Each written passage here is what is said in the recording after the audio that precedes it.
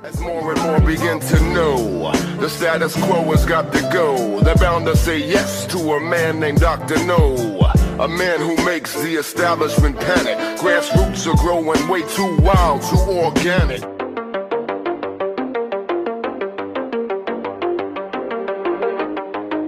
I'm sure that, most of you have heard about the head of the Wagner group, the Russian private military company, the mercenary force, launched some sort of insurrection on Friday, and it was, again, very short-lived. So just a brief synopsis of it before I go over this story. On Friday, it started with Prigozhin and accusing Russia of bombing his Wagner mercenary force. There was some video that was put out on Telegram, but, there's no way that you could really tell what happened, if it was Russian airstrikes that hit this area or what.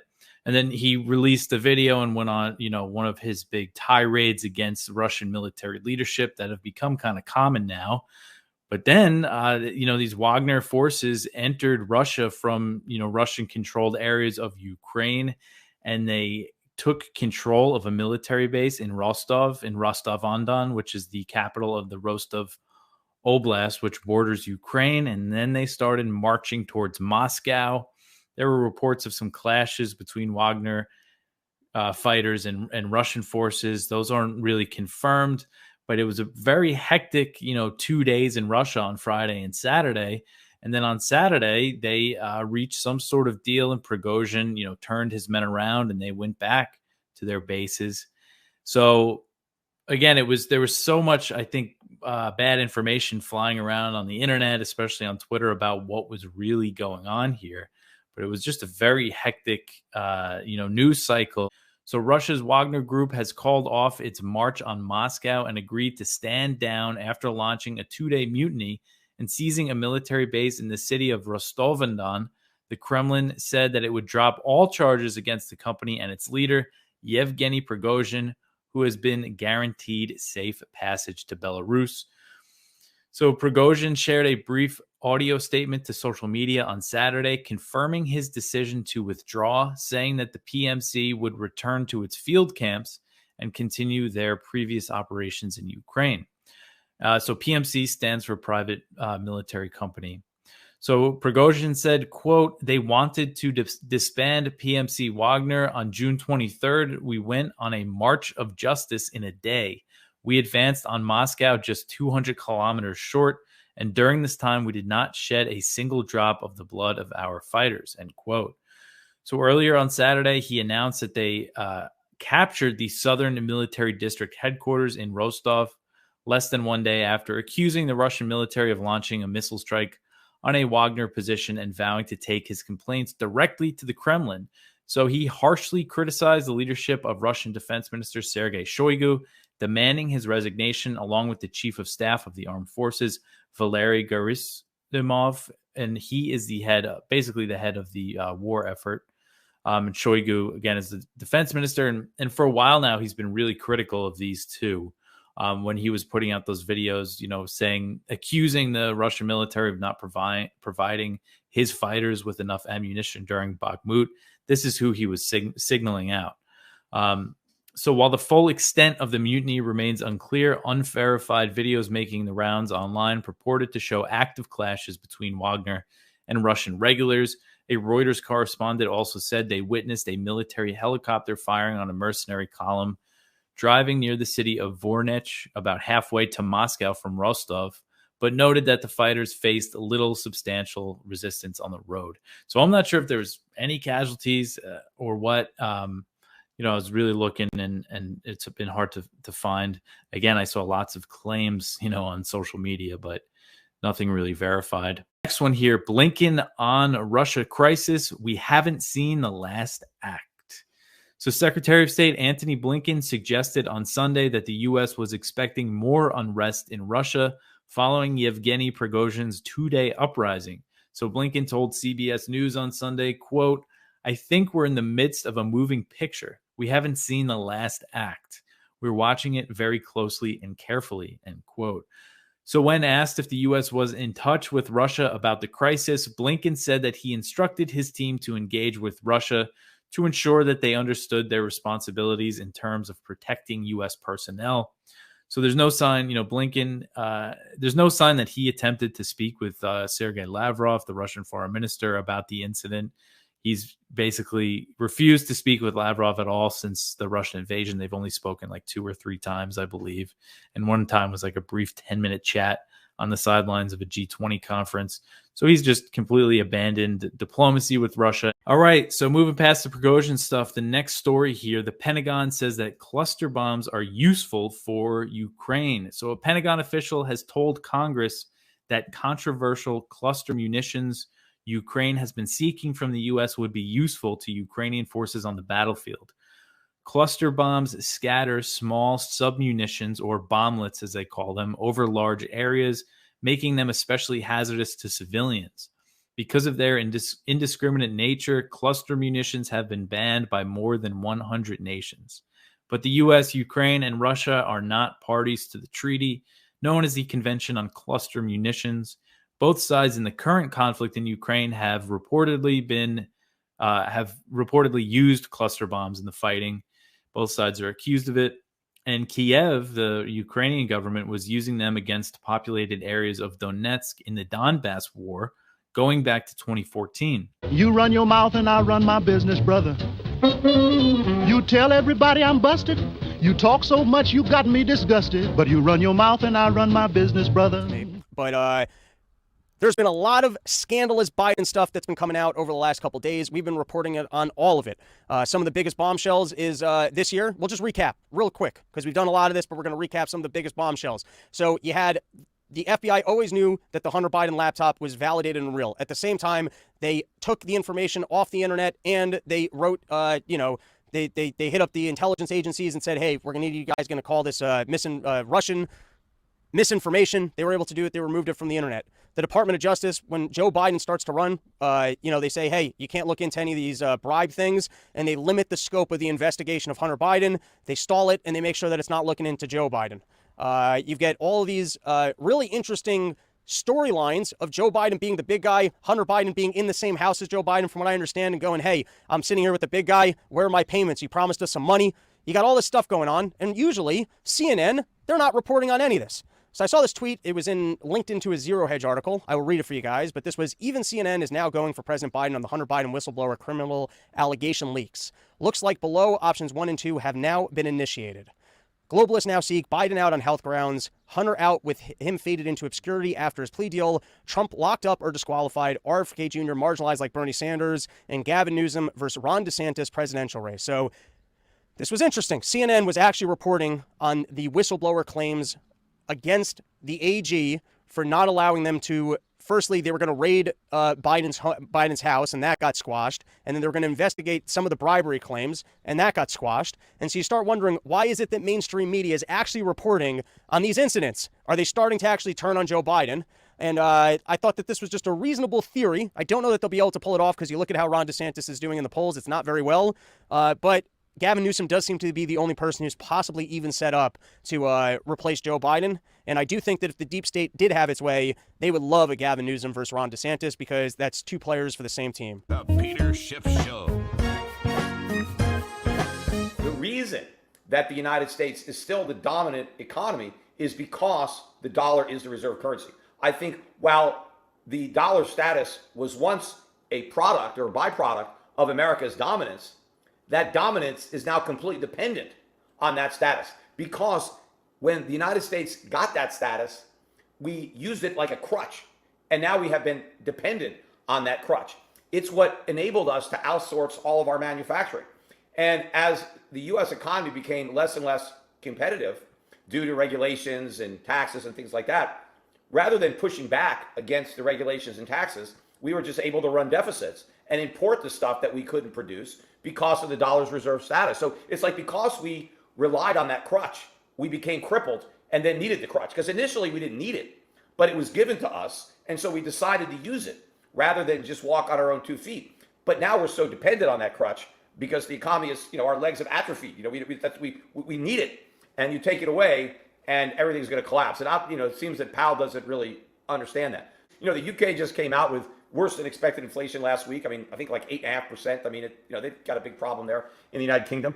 And so they want to say, yeah, you see, it's not Biden's fault because, how could you blame him for, the inflation in the United Kingdom? And so Powell says, yes, looking around the world, it's obvious the one thing that all these countries have in common is COVID.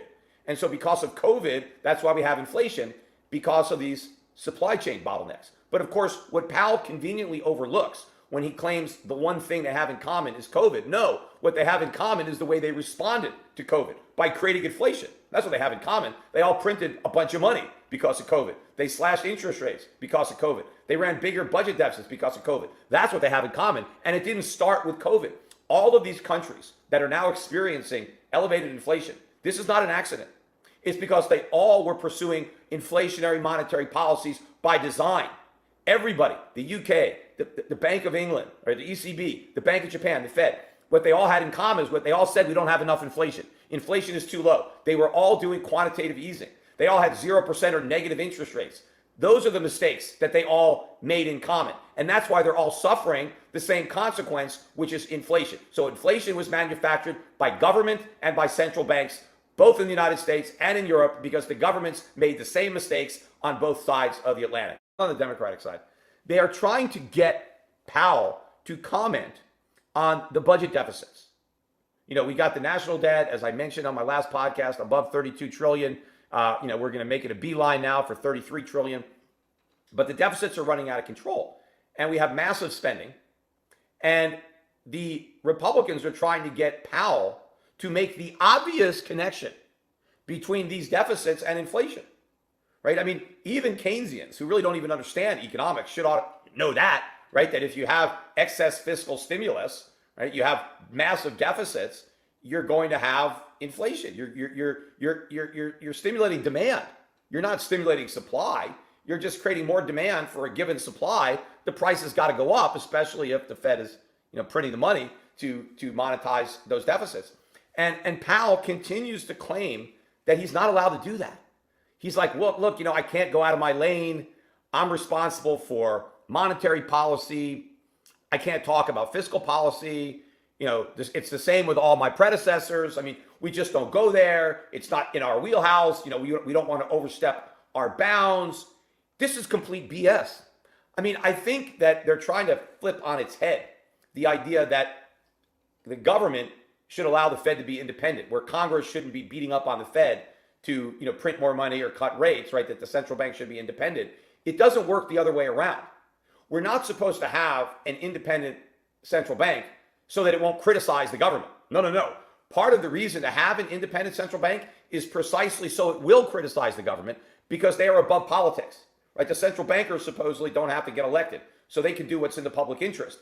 And if congressmen who do need to get reelected are sacrificing the public's interest for political expediency, it's the job of an independent central bank to call out the reckless fiscal policy. And that is exactly the job that Powell is refusing to do. A, because he's a coward, and B, he's lying, because I went back and I actually tweeted some of this stuff out. When Paul Volcker was chairman of the Fed, and Powell has spoken fondly of Volcker and how Volcker, did a great job, and he beat down inflation and he restored credibility. It's like, Powell is supposedly, or Volcker is one of Powell's heroes.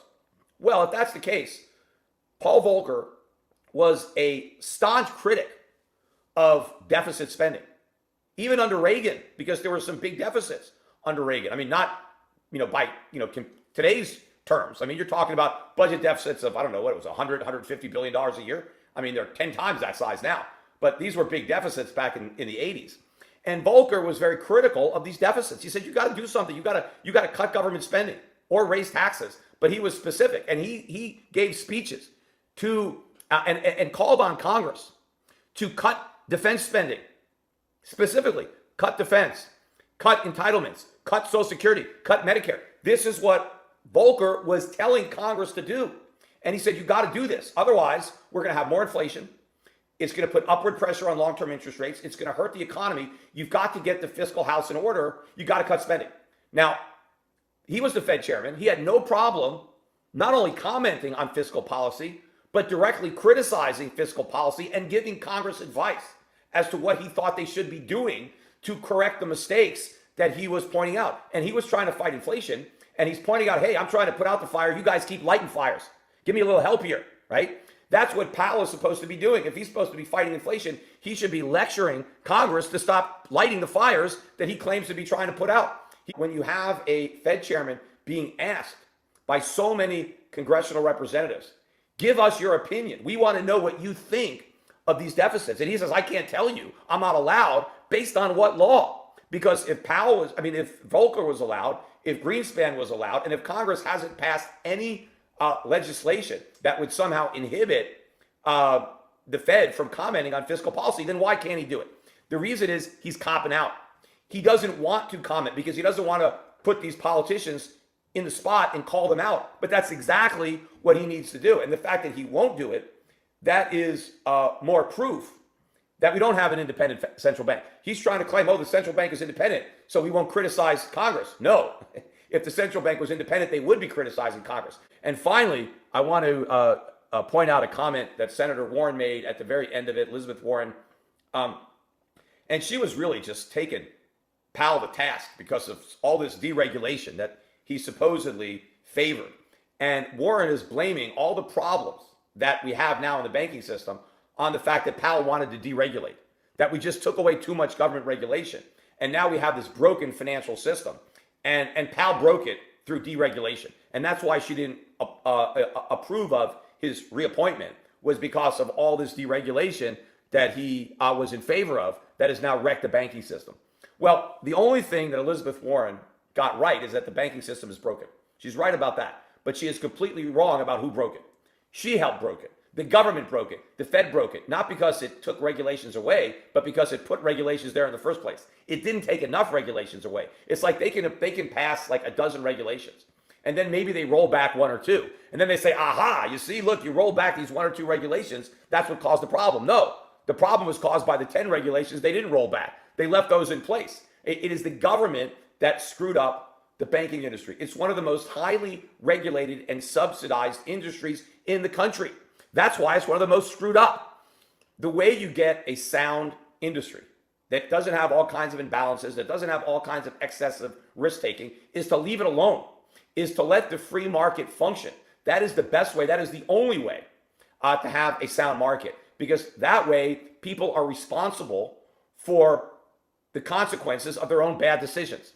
And that is the check that you need to balance everything out. Yes, people are greedy and they want to make money, but they also don't want to lose money. That's part of greed too, not wanting to lose money.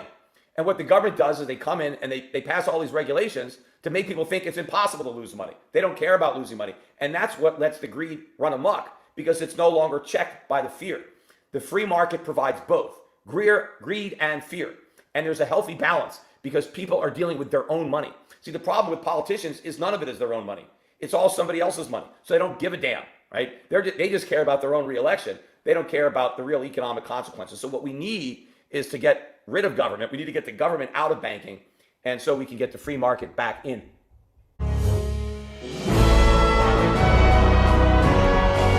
Russia's Academy Award-winning performance for Best Coup. Prigozhin scores Best Actor. So that kind of gives you a flavor of where he's going. And if you go to the next one, here's just a couple of points, and I won't read these all. I know that's bleary-eye making, but it's interesting. First of all, I made this point that the Wagner Group was founded and established by Russian intelligence, so it's not a private Prigozhin company. Prigozhin has been shooting his mouth off for months, spouting threats against the Russian military and indirectly at Putin, but the rest of NATO considers Putin and his government as a dictatorship. And Larry Johnson makes the point. Does this mean Russia's not a dictatorship? He wasn't arrested or sanctioned for all the time he's been mouthing off against his own commander-in-chief. So in the other things I've mentioned, the Russian government waited about 12 hours before sending the police and military forces to the Wagner Group headquarters in St. Petersburg. There seemed to be very little sense of urgency. He Prigozhin ordered a column of Wagner troops to go from Rostov to Moscow to dethrone Shoigu and General Gerasimov let's take a look at the map, and I won't put the map up. He said, that's a distance of, as I said, almost 1,200 kilometers. How is it that a column of trucks and tanks is supposed to refuel and cover that distance in less than 20 hours? Neocon image and the control and the authority that they have here in this country is pretty bold. Yeah. When you think the neocons are in charge of the budget for the military, they're in charge of the policy, and they're able to control it. And even though there's noise between the Republicans and Democrats, I think we might even point out where some of the Republicans are very supportive of all this militancy. And it used to be the Republicans were more than the Democrats. Then the Democrats all of a sudden got militant. Now it's worse. It's bipartisan. There's too many Republicans and Democrats are for the military activity around the world and protecting our empire. Yeah. One little funny thing that on the side of this whole thing is because, the U.S. government has labeled Prigozhin and Wagner as terrorists, a terrorist organization. We've got to get rid of them, sanction them. Look, this next one. This is the Wall Street Journal. This is what they did in the midst of the coup when the U.S. government thought a coup was actually happening. U.S. to delay sanctions on Wagner for fear of siding with Putin. So all of a sudden they became the good guys in the middle of this whole thing. So I thought that was kind of funny. I have a short story. It may not make you laugh, but you might smile and you might comment. But this is, I thought, good news. Politico. I read and look at Politico because we've used them. Yeah. On occasion, they come up with the right issue. Now, the headline is pretty good. Hunter Biden got special treatment, with his penalties, the convictions he had. He was convicted of 2 crimes. Yeah. And, but it turns out why they think it's special treatment is that he was overly punished. He had 2 misdemeanors, and they said most people with these misdemeanors, taxes and guns, nobody goes to jail over that. But here they go, they pick the president's son on these minor misdemeanor charges, and he's treated like this. He's not treated like a dignitary or somebody special, and they call it especially harsh treatment. But here it is. Here the conservatives are right on this, attacking the Department of Justice and the FBI, because they are getting special treatment. Yes, there's special treatment, but it's upside down. It's exactly opposite reason for this. I thought that was a little bit entertaining. 20th century was the era of total war. Limitations on the scope of war, first built up over many centuries, had already begun to break down in the 19th century. They were altogether obliterated in the 20th. And of course, the sheer amount of resources the centralized states could bring to bear in war and the terrible new technologies of killing that became available to them made the 20th century an era of almost unimaginable horror. It isn't terribly often that people discuss the development of total war in tandem with the development of modern central banking, which, although antecedents existed long before, also came into its own in the 20th century. It's no surprise that Ron Paul, the man who in public life was done more than anyone else to break through the limits of what is permissible in polite society to say about both these things, has also been so insistent that the twin phenomena of war and central banking are linked. Quote, "It is no coincidence," Dr. Paul said, "that the century of total war coincided with the century of central banking." He added, "If every American taxpayer had to submit an extra $5,000 or $10,000 to the IRS this April to pay for the war, I'm certain it would end very quickly. The problem is that the government finances war," says Dr. Paul, "by borrowing and printing money rather than presenting a bill directly in the form of higher taxes. When the costs are obscured, the question of whether the war is worth it becomes distorted." For the sake of my remarks today, I take it as a given that Murray Rothbard's analysis of the true functions of central banking is correct. Rothbard's books, The History of Money and Banking in the Colonial Era to World War II, The Case Against the Fed, The Mystery of Banking, What Has Government Done to Our Money, provide the logical case and the empirical evidence for his view. And I refer to those sources for additional details, and of course they're all available at the bookstore. For now, I also take it as uncontroversial that central banks perform 3 significant functions for the banking system and the government. First, they serve as lenders of last resort, which in practice means bailouts for the big financial firms. Second, they coordinate the inflation of the money supply by establishing a uniform rate at which the banks inflate, thereby making the fractional reserve banking system both less unstable and more consistently profitable than it would be without a central bank, which, by the way, is the reason that banks have always clamored for central banks. Finally, they allow governments, via inflation, to finance their operations far more cheaply and surreptitiously than they otherwise could. As an enabler of inflation, the Fed is ipso facto an enabler of war. Looking back on World War I, Ludwig von Mises wrote in 1919, "One can say without exaggeration that inflation is an indispensable means of militarism." Without it, the repercussions of war on welfare become obvious much more quickly and penetratingly. War, weariness, would set in much earlier. No government has ever said, because we want to go to war, we must abandon central banking. Or, because we want to go to war, we must abandon inflation and the fiat money system. Governments always say, we must abandon the gold standard because we want to go to war. That alone indicates that the restraint that hard money places on governments, precious metals cannot be created out of thin air, which is why governments chafe at monetary systems based on them.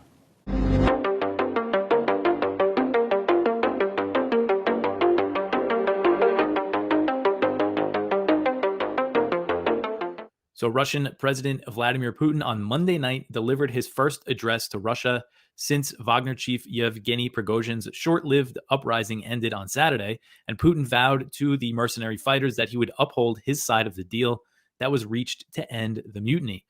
So Putin thanked Russian citizens and his security forces for opposing the mutiny. Putin said, quote, "A firm, unambiguous position in support of the constitutional order was taken by public organizations, religious denominations, leading political parties, in fact, the entire Russian society. Everyone was united and rallied by the main thing, responsibility for the fate of the fatherland," end quote. So Putin did not mention Prigozhin by name, saying only that the organizers of the rebellion had betrayed their country. The Russian leader said that Ukraine and its Western backers wanted to see Russians kill each other and for the country to plunge into civil war.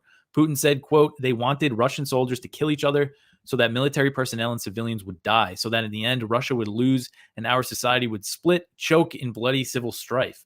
They rubbed their hands, dreaming of taking revenge for their failures at the front and during the so-called counteroffensive, but they miscalculated," end quote.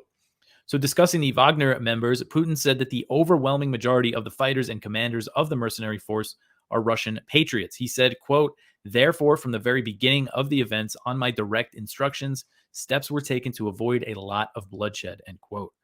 Putin thanked Belarusian President Alexander Lukashenko for mediating negotiations to end the crisis that led to a deal.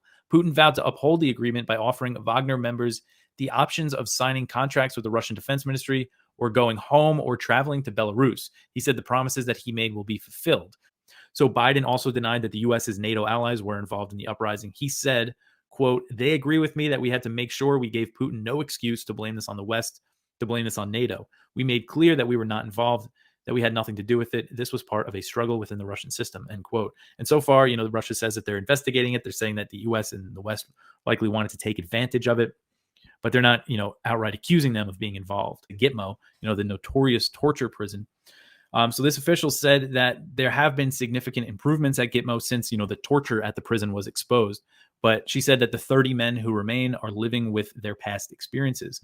So this is Fionola Ní Ailán. I probably butchered her name. She's an Irish human rights lawyer. She said, quote, "I observed that after 2 decades of custody, the suffering of those detained is profound, and it's ongoing. Every single detainee I met with lives with unrelenting harms that follow from systematic practices of rendition, torture, and arbitrary detention. Past experiences of torture live with them in the present without any obvious end in sight, including because they have not received any adequate torture rehabilitation to date," end quote. I mean, that's, she's saying, they were tortured in these facilities and they're still there. And they're also facing other harsh treatment, including constant surveillance, forced removal from their cells, and the unjust use of restraints. So she made several recommendations, including the shuttering of the facility. She said they should close it down. She said the U.S. government must apologize for torturing the detainees and provide reparations.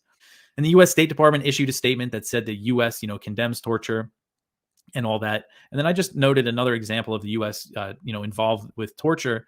That the Biden administration is still seeking the extradition of Julian Assange, the WikiLeaks founder, because he exposed U.S. war crimes. That's why they want his extradition, and they want to lock him away for his entire life.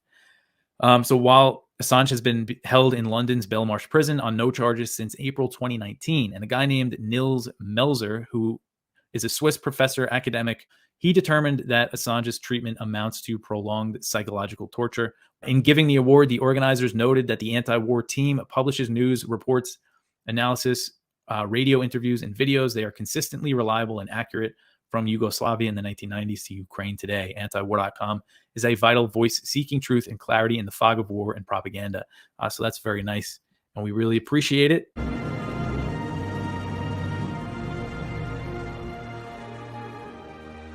How did this play out in the European media in Great Britain, in France, in Germany, in Switzerland, and Italy?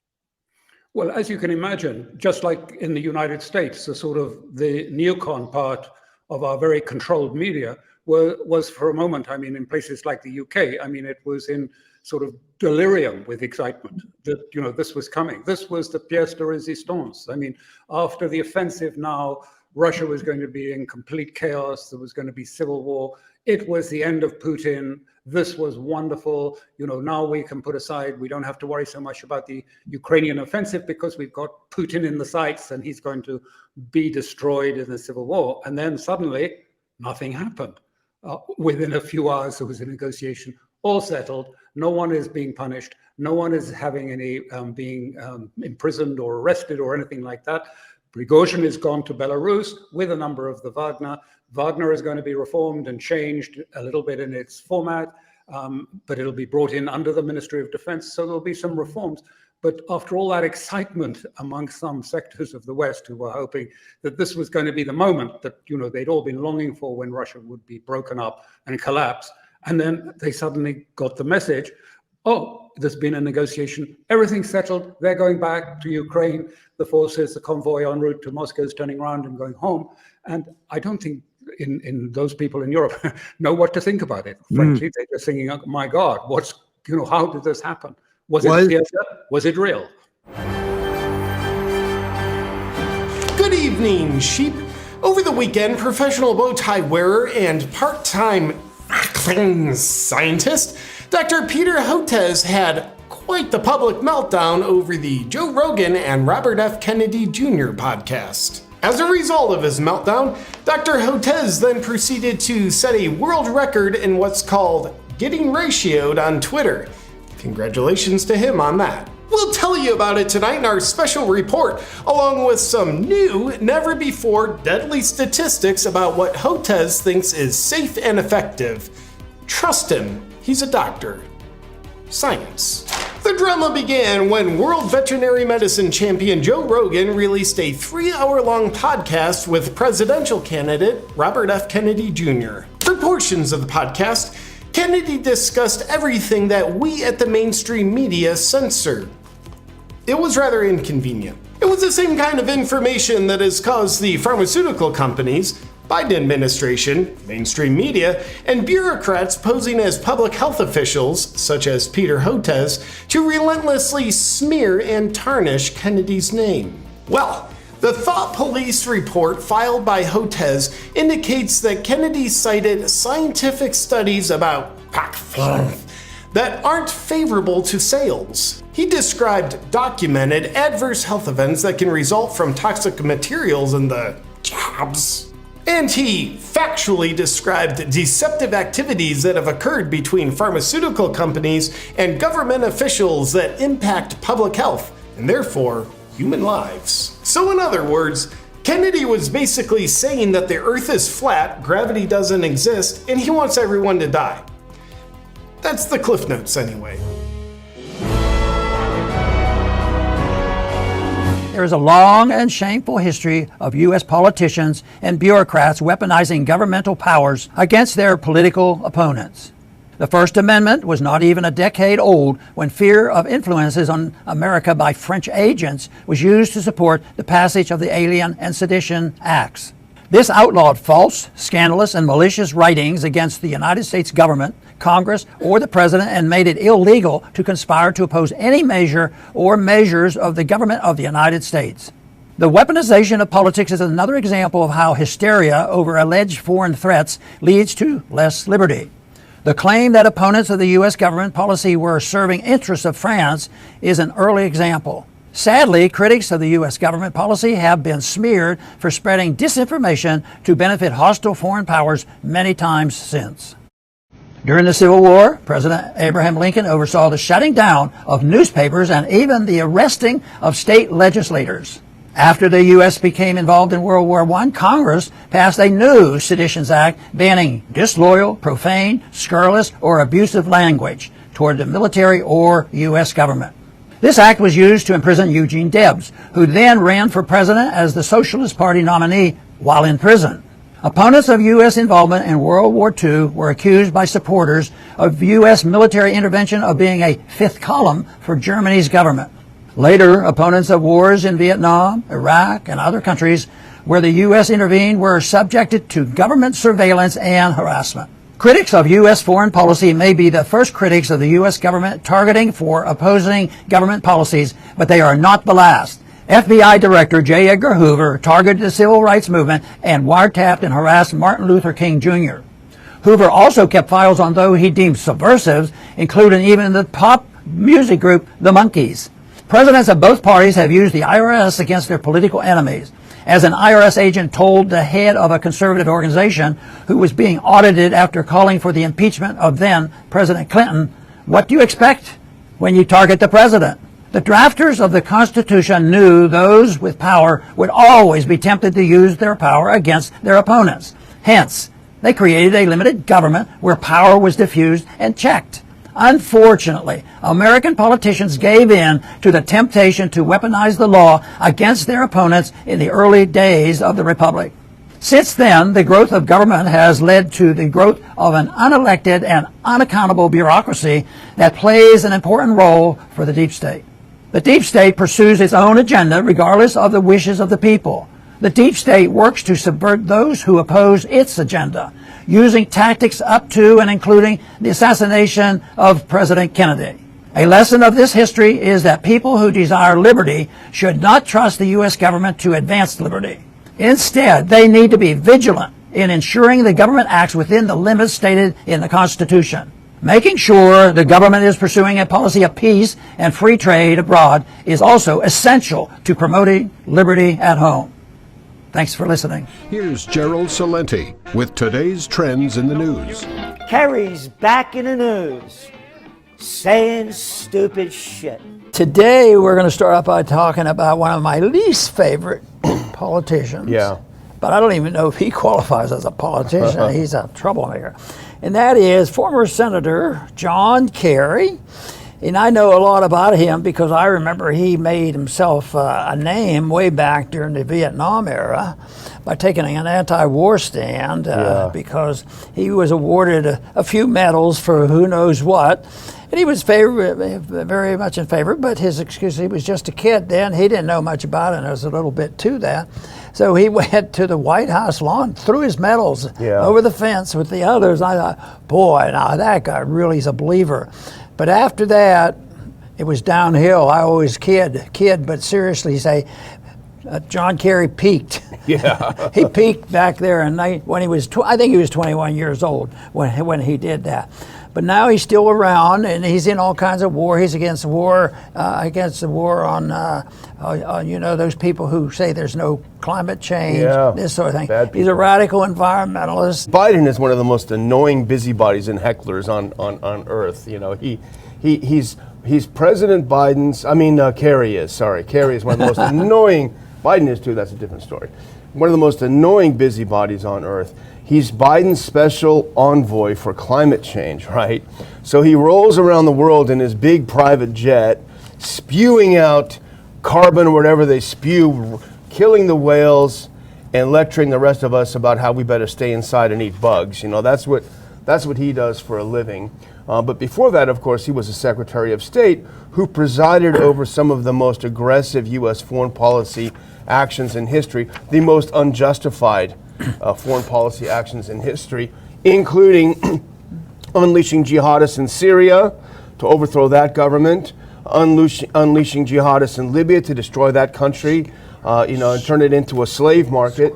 So, so Biden sends him over to get everyone really mad and fuming about that evil Putin invaded another country who didn't invade him first. And as you say, this one French journalist just said, but what about you guys?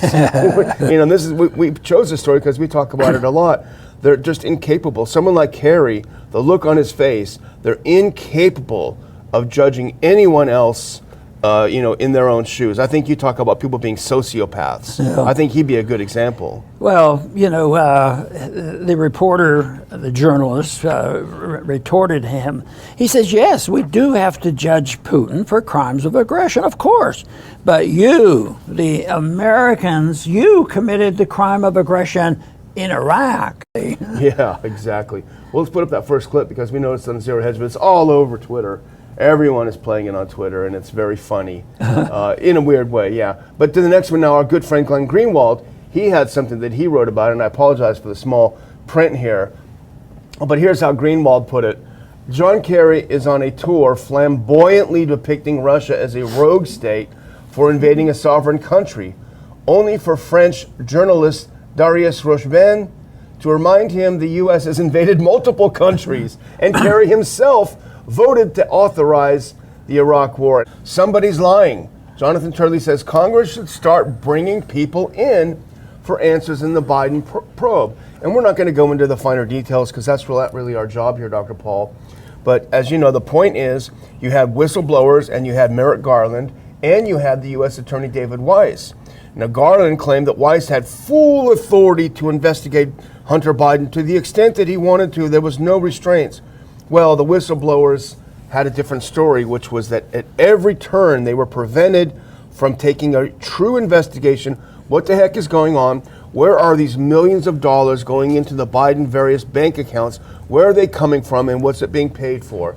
So either Merrick Garland is lying or the whistleblowers are lying. And actually he has an article where he says that, Jonathan Turley does. So he's saying, hey, wake up, Congress, especially the House. You have the authority. You can subpoena people. You can focus their minds on telling the truth under oath. Why aren't you doing it?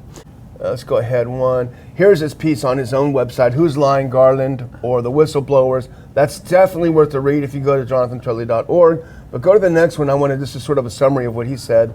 This is what he said on Fox. He said, the different accounts we've heard about what happened in the investigation cannot be reconciled. Somebody's lying, and there's a real criminal and impeachable conduct that could be raised, and that means Congress's power is at its apex, and they can move forward, and it needs to move forward, and it has a full array of powers to do that with. And here's Turley, the constitutionalist and constitutional law. This is an area where Congress has authority, and it's at its full apex. Why aren't you using it? Well, if it's a scenario about the arbitrariness of the Department of Justice, if there's a group of people in government representing the coup that has gone on, and they control the Department of Justice, and the FBI and the CIA and all this other stuff, and war, I mean, it's over in many ways. But what we're trying to do, hopefully, wake up enough people to realize, what's really going on, and this is part of it. And I think Jonathan really hones in on the real importance of the significance to the Congress. The Congress becomes moot, all of a sudden, not doing the things they should do and doing all the things they shouldn't be doing. There was a Pride March, a drag queen parade over the weekend in New York. So go forward a little bit if you can. Let me see. One more. There we go. So Pride marchers take to New York City chanting, "We're coming for your children." Now that used to be called a conspiracy theorist, Dr. Paul, if you suggested that there was some sort of strange agenda involving children on this. And obviously, it's none of our business what people do in the privacy of their home. But when you come for people's children, it does have a different flair about it. And so here they are, and I'm not going to play the clip because I looked at it for a second, and there are people that are dressed in a way that's inappropriate for a family show. But they were walking down the street in New York City saying, "We're coming for your kids." But the big thing is that they get a lot of attention, and I say, boy, they are really getting powerful.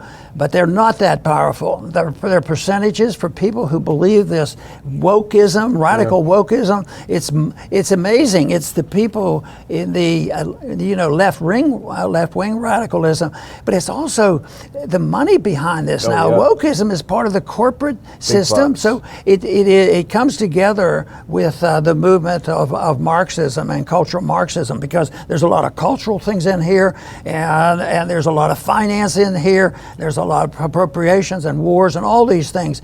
So we need to get that defined so the American people know what they ought to be doing, because right now it's not a good sign for what America will be like in the next few years. Yeah, and I was just writing down cultural Marxism just before you said it, so we have a mind meld going. But, you know, there are plenty of very prominent gay folks, gay leaders on the left and the right who are very, very verbally opposed to what's happening. I think about people like Dave Rubin, Glenn Greenwald, and others, people that we know. They say, we don't want any part of this. You know, our lifestyle is not about this. And so I think it's not a liberation movement in the sense of your personal preferences and behaviors, but as you say, it's a cultural Marxist movement, and they're using the gay community, I think, to push an agenda that can actually be very harmful to them, because it can provoke a backlash, a general backlash against all people, you know, for that sort of lifestyle. So it's pretty dangerous. And here I'm going to play just a quick clip of the song. This is from a couple of years ago, but this kind of set things off. We're starting at 24 seconds. Let's just play up to 50 seconds. Where they almost take delight and enjoy the idea that we're going to come get your kids. If we can cue that video up. I don't know if we have. There we go. Yeah, go ahead and just click play there. Think that we'll corrupt your kids if our agenda goes unchecked. Can we full screen that, please? Just this once, you're correct. We'll convert your children. Happens bit by bit, quietly and subtly, and you will barely notice it. We'll convert your children. You can probably take it down now. We'll make them tolerate. So that's, they took down this video because it was viewed as being too controversial. But it's almost like when they secretly tell the truth out loud, you know. So yeah. Okay, the thing here is, it brings to mind my argument that freedom is designed to bring people together. And once they understand this, whether they have, well, I think you alluded to that, because people have different sexual behaviors, but they're nonviolent. Yeah. You know, that's what they have to understand. You can be diverse. That's the wonderful thing of libertarianism. Diversity isn't a problem. It is not a job of the government to use force to make people diverse. So you have a few people. You know, this radical genderism can be handled, especially if they would recognize that taking little kids and mutilating them isn't part of what freedom is all about. That is mutilation and it's violence and taking care of kids who can't even think for themselves. But I am convinced that people come together. So the people who have different economic theories, if they have different social theories, they have different religious beliefs, why can't you do it? And the only thing that people have to remember is just say that both sides of the argument, both sides of the transactions, everything that we do, both sides should agree to it. If not, just walk away. Yeah. And yet here it's going on. They're doing the opposite. They have 3% or 2% or 1% of the population that are gone nuts, and they're in defense of liberty are able to coerce business people and a lot of other people.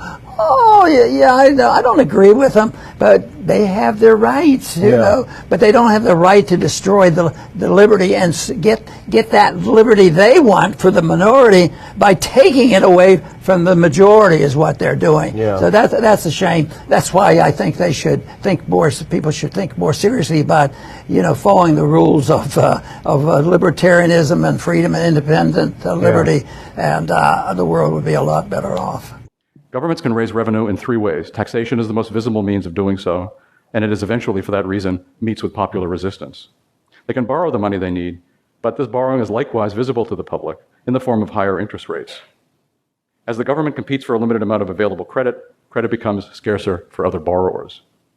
Creating money out of thin air, the third option, is preferable for governments, since the process by which the political class siphons resources from society via inflation is far less direct and obvious than in the case of taxation and borrowing. In the old days, the kings simply clipped the coins, kept the shavings, and then spent the coins back into circulation at the same nominal value. Once they have it, governments guard this power jealously. Mises once said that if the Bank in England had been available to King Charles I during the English Civil War in the 1640s, he could have crushed the parliamentary forces arrayed against him, and English history would have been much different.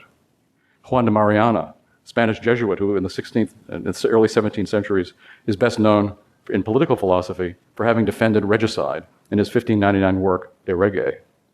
Casual students often assume that it must have been for this provocative claim that the Spanish government jailed him for a time. But in fact, it was his treatise on the alteration of money, which condemned monetary inflation as a moral evil, that got him in trouble. Think about that.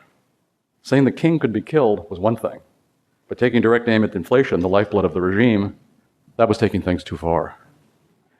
In those days, if a war was to be funded partly by monetary debasement, the process was direct and not difficult to understand. The sequence of events today is more complicated, but as I've said, not fundamentally different. What happens today is not that the government needs to pay for a war, comes up short, and simply prints the money to make up the difference. The process is not quite so crude, but when we examine it carefully, it turns out to be essentially the same thing. Central banks, established by the world's governments, allow these governments to spend more than they receive in taxes. Borrowing allows them to spend more than they receive in taxes too, but government borrowing led to higher interest rates, which in turn can provoke the public in undesirable ways. When central banks create money and inject it into the banking system, they serve the purposes of government by pushing those interest rates back down, thereby concealing the effects of government borrowing. But central banking does more than this. It essentially prints up the money and hands it to the government, though not obviously so directly. First, the federal government is able to sell its bonds at artificially high prices and correspondingly low interest rates, because the buyers of its debt know they can turn around and sell it to the Federal Reserve. It's true that the federal government has to pay interest on the securities the Federal Reserve owns, but at the end of the year, the Fed pays that money back to the Treasury minus its trivial operating expenses. Trivial in terms of the federal budget, anyway. That takes care of the interest. And in case you're thinking, well, at least the federal government has to pay the principal, it really doesn't. The government can roll over its existing debt when it comes due, issuing a new bond to pay off the principal of the old one. Through this process, a process that not coincidentally the general public is unlikely to know about or understand, the federal government is in fact able to do the equivalent of printing money and spending it. While everyone else has to acquire resources by spending money they earned in a productive enterprise. In other words, they first have to produce something for society, and then they may consume. Governments may acquire resources without first having produced anything. Money creation by a government monopoly thus becomes another mechanism whereby the exploitative relationship between government and the public is perpetuated.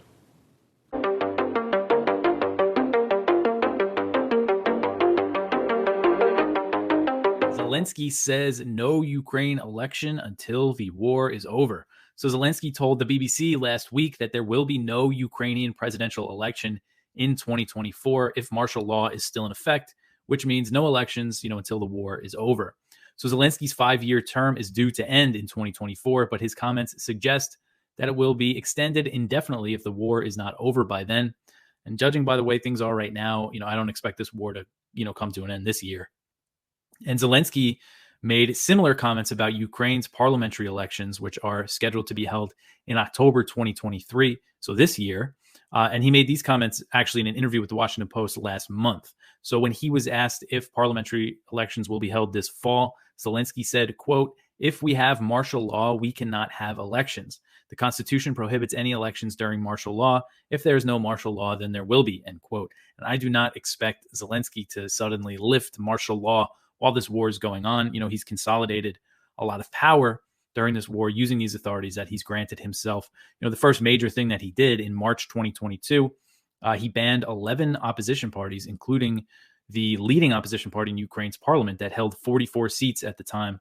So got rid of them, and he nationalized the media so the government could have more control on the narrative that's being put out about the war. And since then, he's taken a lot of other steps. This crackdown on the Ukrainian Orthodox Church, the one that's historically linked to the Russian Orthodox Church, even though they denounced the invasion and severed their ties with the church in Russia, he's still been cracking down on them. There's a priest under house arrest, sanctioning the church, confiscating things that belong to the church, things like that. All right, the next one here, Lee Amendment takes on arms price gouging. So this article is over at Responsible Statecraft from William Hartung. And Barbara Lee, the House representative from California, she has added an amendment to the House Appropriations. Sorry, wait, what's the bill here? Oh, the Defense Appropriations Act that was just passed by the House Appropriations Committee. And this amendment would look to address the price gouging that the U.S. arms makers have been doing, because they can get pretty much whatever they want out of the Pentagon. And there was recently that former official on 60 Minutes who kind of blew the whistle on it. Even though, it's very clear that it's been going on, but he kind of shared some more details about it. But this proposal would require the Pentagon to report on excess payments to weapons contractors, including any actions taken to claw back overpayments or take disciplinary action against companies engaged in price gouging, as well as any cases that prompted referrals to the Justice Department for possible criminal action. So Hartung says that the information required by the Lee Amendment is essential to any meaningful effort to reduce or eliminate routine contractor overcharges. And he says, on the face of it, it's hard to see how any member of Congress could oppose such measures, but, we can count on the weapons industry to lobby against this. So Barbara Lee, it's a shame that she's been all in on the Ukraine stuff, because she was the one member of Congress in 2001, right after 9/11, to vote against giving President Bush the authorization to invade Afghanistan. And that 2001 authorization is still what the U.S. uses to wage war in Syria, Iraq, Somalia, Yemen, and countries across Africa. It's all that 2001 amendment. And she was the only one that voted against it. So again, it's kind of just a shame to see her voting to send all these weapons into Ukraine. 2349. Prepare to set fire to the index card of allowable opinion. Your daily dose of liberty education starts here. The Tom Woods Show.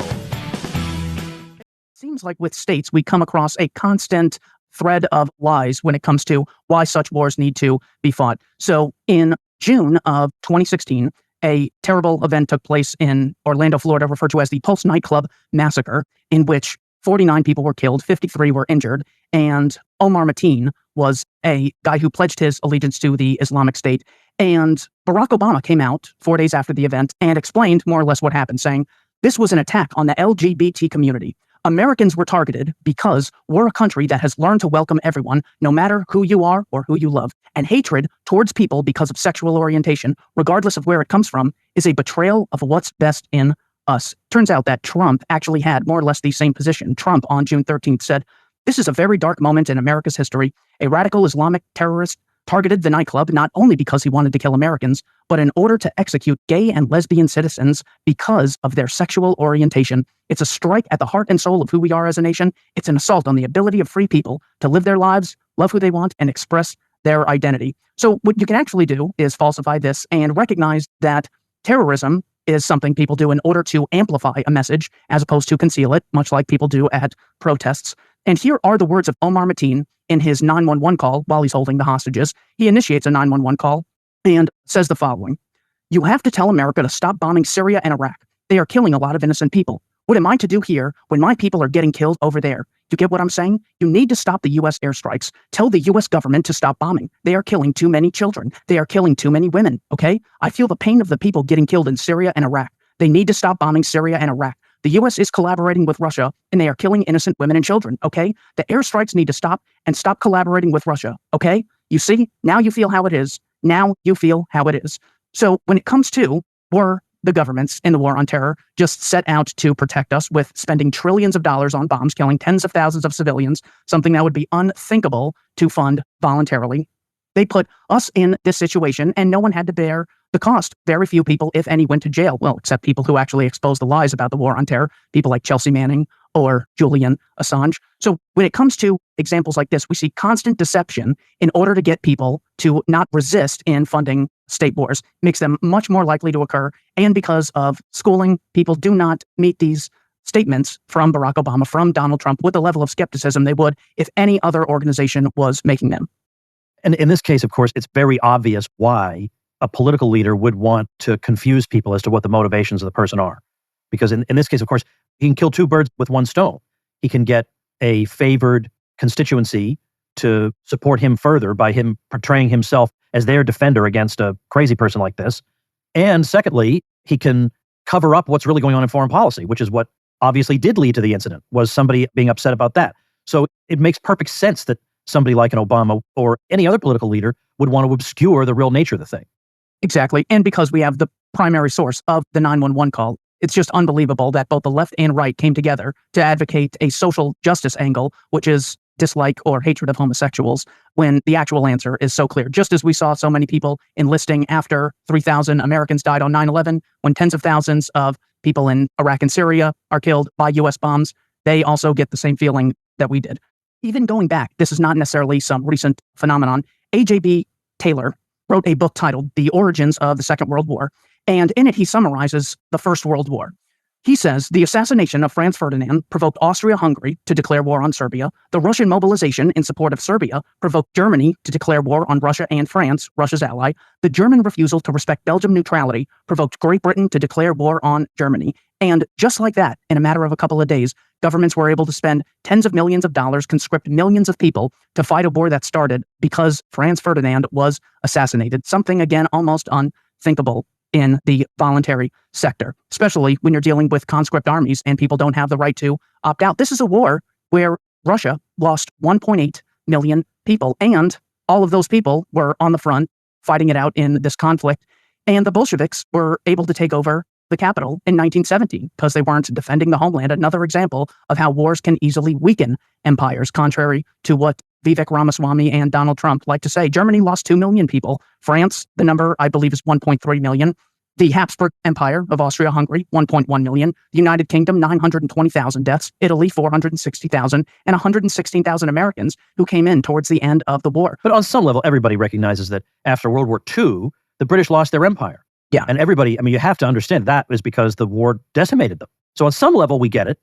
And on another level, they say, those stupid Soviets got bogged down in an unwinnable war in Afghanistan in the late 70s and 80s. Also, war grows the economy, so you actually got to support the warfare state. They will say those things almost one right after the other. Yeah. Truth about Ukraine, if we didn't go to war and we didn't take on Poland, the guy on the throne would be someone like Viktor Yanukovych, or we could fight a huge, massive, bloody, deadly war, and the guy on the throne could be Vladimir Zelensky, who recently said that we're not sure if we're going to be able to have presidential elections in a time of war because that's not consistent with our constitution. It's conscripting men by the millions, confiscating property from the Orthodox Church, outlawed 11 political parties, and this is NATO's guy who's going to defend democracy. So that is Ponsonby's reason for why we actually see all this.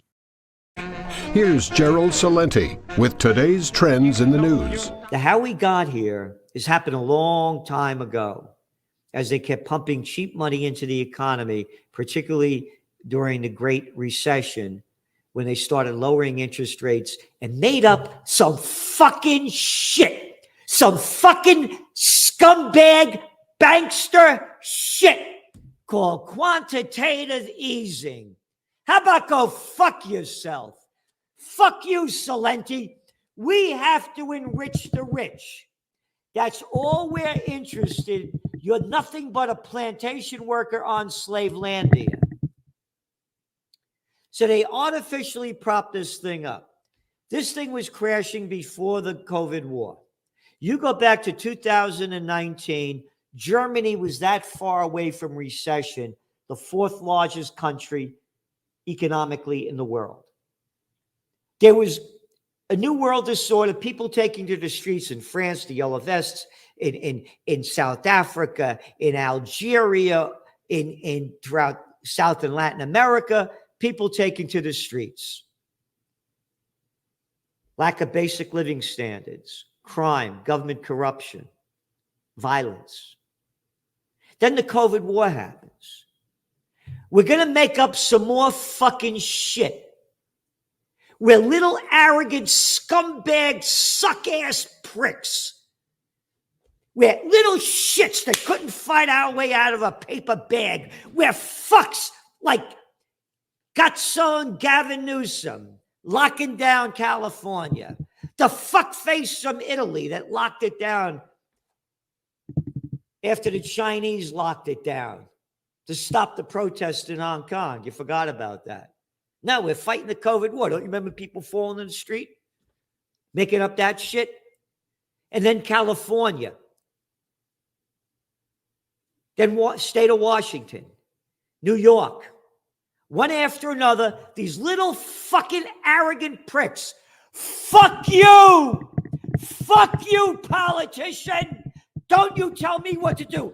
And any politician, now hear this, in the United States that wants to give me an order and make me do something, come over here and talk to me man to man and try to make me do it.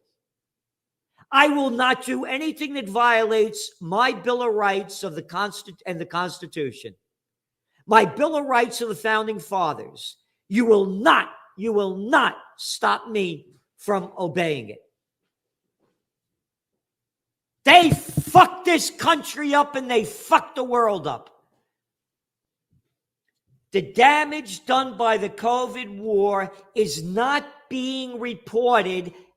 Oh, and then I forgot the other war, the Ukraine war, where the fuckfaces put thousands of sanctions on Russia that have driven up the prices across the board on inflation. And then the COVID war, oh, supply chain disruptions. You get people ain't going to work. What supply chain disruptions? You're pumping fucking trillions of dollars into the economy to artificially prop it up. You're bringing interest rates down to zero and you kept them in negative. And you're wondering why the fuck there's inflation and we're going into recession as now you're raising interest rates? This is serious. And as I said, when all else fails, they take you to war. We are in World War III. What happened with this Wagner group, and now there's information that the United States intelligence knew about it. Did it have anything to do with it? And there's a great article in this week's Trends Journal by Dr. Paul Craig Roberts, former Assistant Treasury Secretary under Ronald Reagan.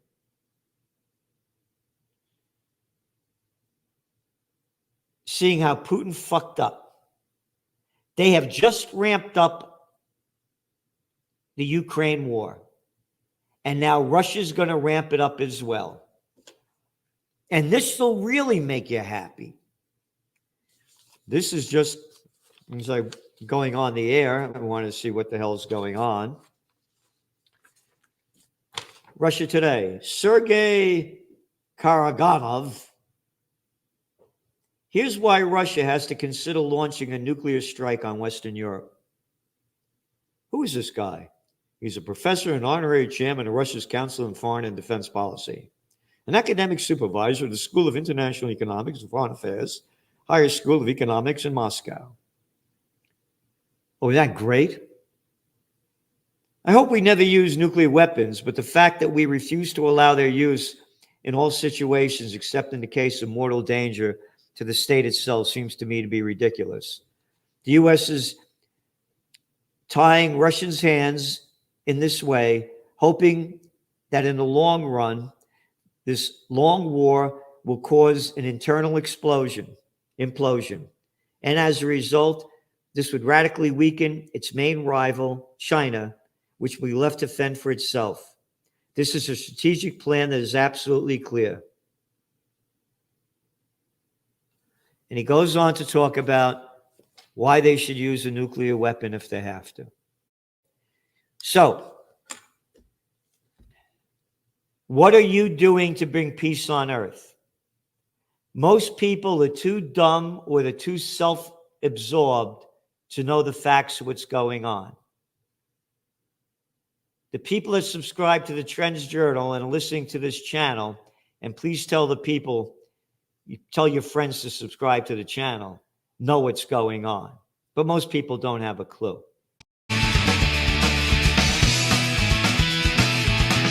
In fact, right before I won't say the war broke out because it had been going on for quite a long time, but right before the war got much worse, a little more than a year ago, they launched an American satellite on a Russian rocket powered by a Ukrainian motor. And they've done the same thing October before that in 2021. And so this is the kind of cooperation that we ought to be able to go right back to. In fact, I believe that they at one point launched a rocket in the same sort of fashion during the war. I'm glad you used that example because I probably was responsible for that. Oh, good, thank you. Because I'm sure that probably happened when I was chairman of the Space Subcommittee, and I was pushing for trying to be cooperative with them for peaceful projects like this.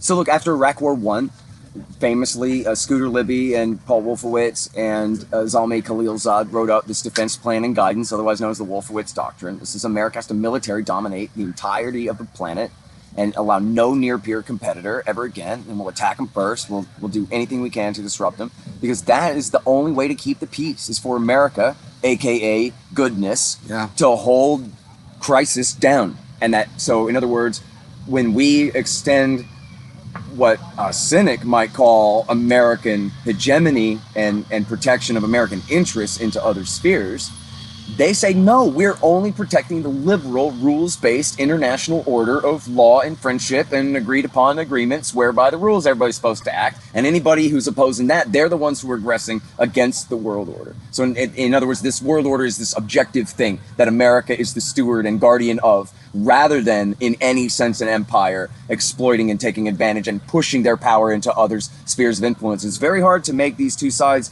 even understand each other's kind of point of view of the matter. Never mind the other side, from Russia's side, looking at this coming toward them. So what do you think about all that? I agree with that. That's the analysis of what it's like and what's going on. But what I would suggest is that the Russians should never have been, once they pulled their troops out of Eastern Europe, we should have changed our whole way of looking at them. But what you're saying is they kept the same way and same type of global strategy, even though the Russians had not proven themselves to want peace enough to pull all their troops out of Eastern Europe, for God's sakes. Right. And they proved it. And then and why didn't we do that? Because I think that, and I'm sorry, I agree with a lot of radical libertarians and everything, I think we've got a deep state. And it's not just that they're so idealistic they're protecting our country. No, I think there's a lot of profit being made from a lot of people who are profiting off a bad relationship, not a bad relationship, a threat, a global threat still coming from Russia. Yeah. If I remember right, it was just a competing member of parliament who'd been talking shit about him, was all it was. Oh, well, that could happen. Who knows? And look, Ghani and Abdullah, were both trying to kill each other as they're running for president. Neither of them would concede when the other one won. And they did that 2 elections in a row. And in fact, the election before that, Karzai had just told everybody, vote for me or we're going to kill you. And they just stuffed the ballots, and the whole thing was a goddamn hoax. That's 2009 and in 14, and then when they did it again in whether it was, I think 17 or late 16 when they did the election, and somebody's throwing bombs at Ghani, and it was like Abdullah's guy doing it. Yeah, like Matt Bush and Gore throwing grenades at each other. Well,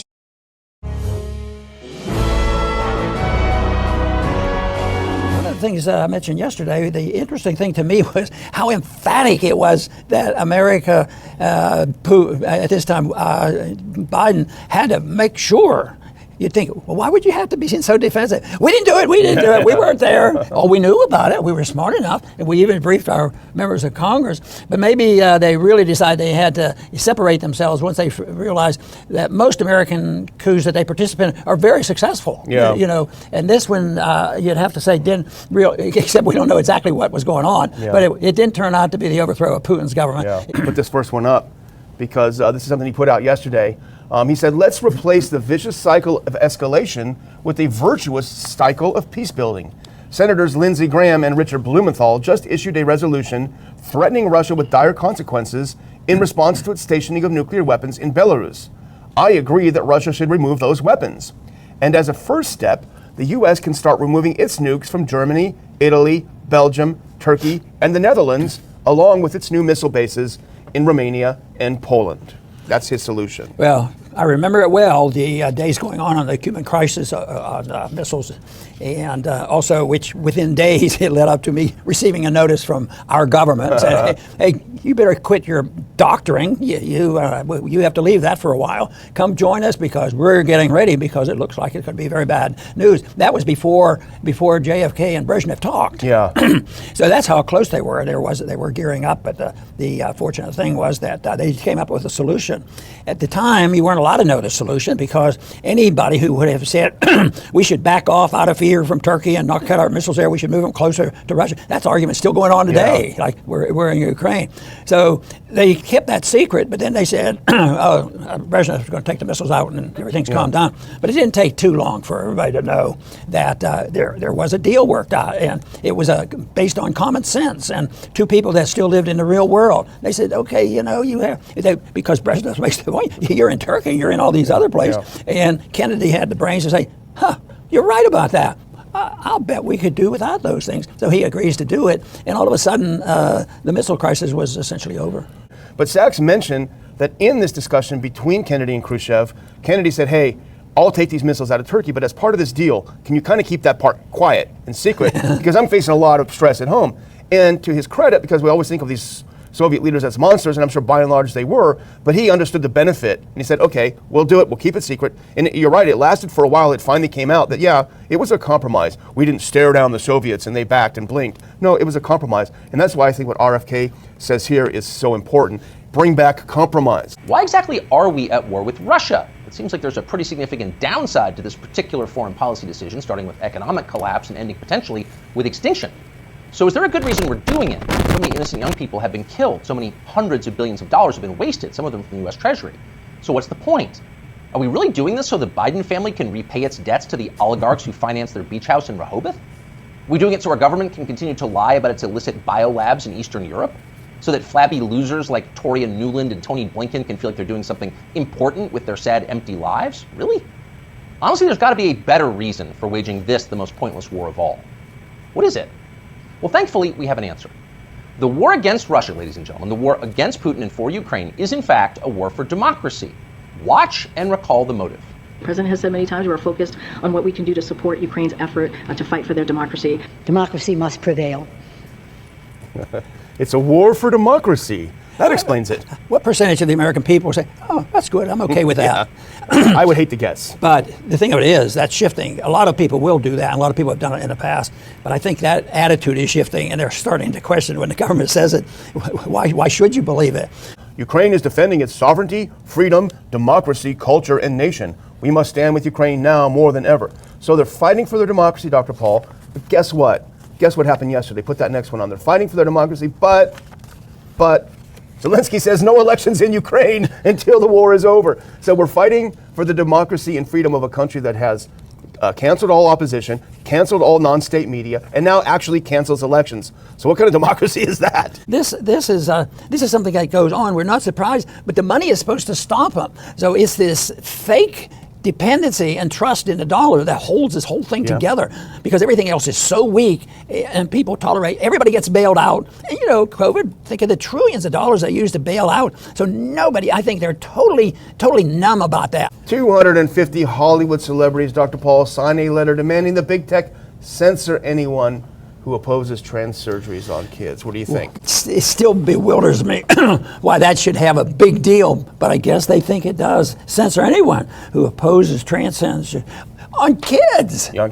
kids, yeah. That's how corrupt our morality is, and the movies and media and all this is an influence and a reflection of basic morality. Just like Congress is not a reflection of the Constitution, it's a reflection of where we are on a moral society. And it said that 61% of the U.S. voters believe that introducing children to transgenderism, drag shows, and LGBTQXYZ theme stunts their emotional and psychological. Unbelievable. Oh, that's a shocker. So that's what they found, but 61% of the people agree, so we'll work with them. Yeah. But then the poll also said, the polls also found that 63% of respondents believe that those advocating for children to be exposed to these issues are motivated, listen to this, purely by a desire to push a specific cultural agenda. And it's not our cultural agenda, let me tell you.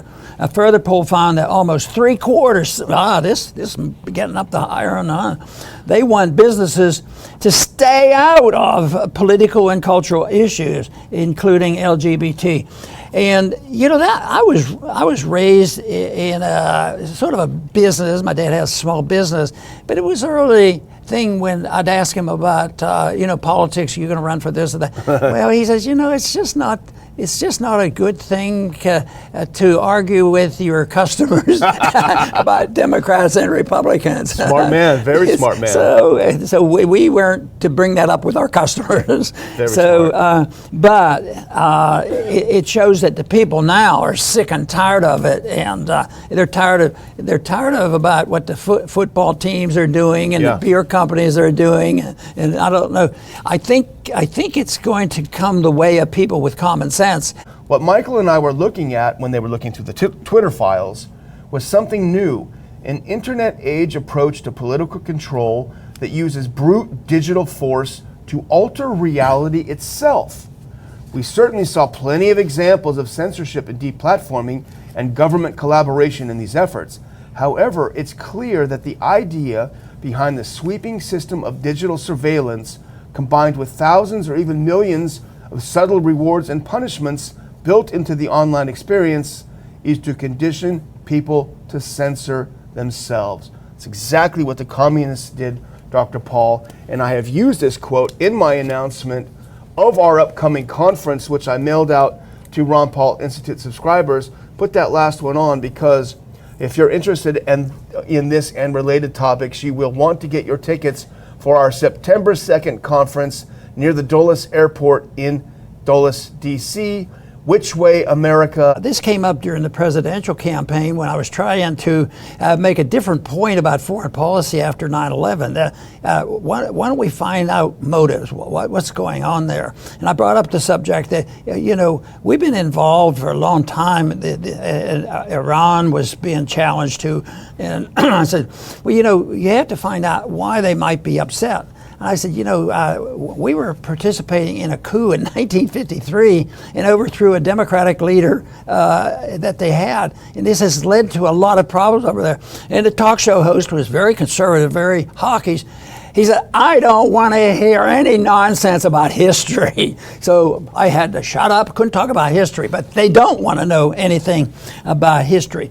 But this coup, a coup attempt is interesting because not too many people know it, but once it failed and the dust was trying to settle, our government couldn't wait to deny. We didn't have anything to do with it. We didn't have anything to do it. Now, if it would have been successful, they still wouldn't have talked about it. They just would have taken advantage of it. Maybe NATO had something to do with this. Maybe us egging them on, and maybe our disobedience to our promises made to Russia over many decades, maybe that has something to do with it. Now, that's off limits. So getting the truth out is the whole issue. The truth is very helpful to us, and that's why we like to hear some of these reporters, and our conferences are set up that way to get people. They're going to talk about things you're not going to hear very often on the television, and try to understand why this happened, because we hear propaganda. I listen to all of it because I'm always looking for bits and pieces of truth. Sometimes you hear it by accident, sometimes it's planted there for a reason, and sometimes it might be a real shift in attitudes from people coming in our direction where they believe that the foreign policy should change. So the foreign policy of non-intervention is the policy that we advocate, just like we advocate the non-interventionist position on personal liberty, spiritual liberty, sexual liberty, and all these things, for us to stay out of that, economic liberty of all sorts.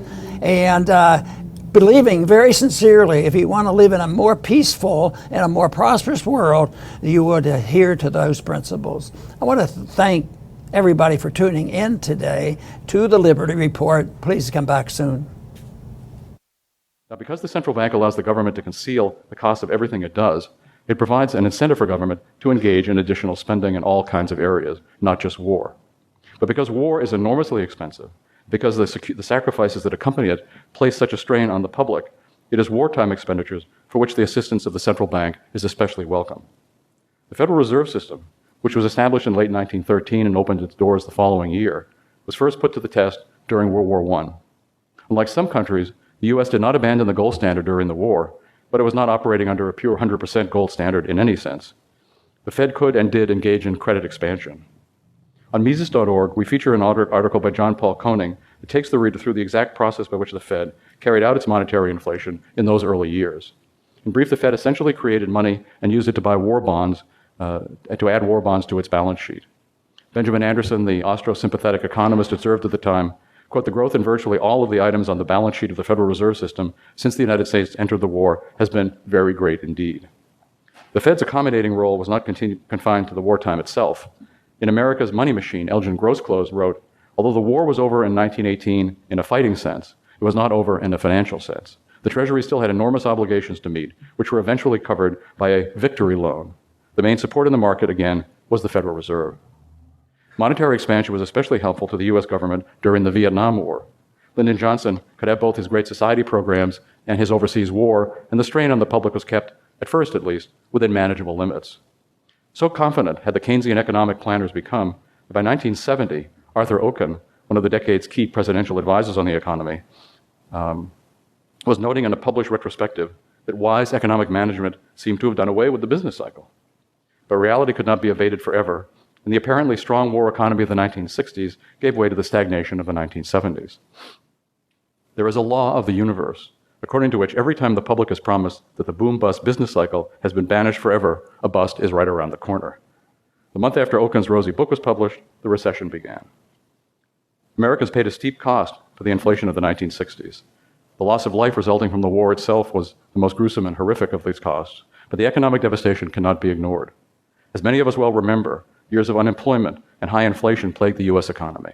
The stock market fared even worse. Mark Thornton points out that, quote, in May 1970, a portfolio consisting of one share of every stock listed on the big board was worth just about half of what it would have been worth at the start of 1969.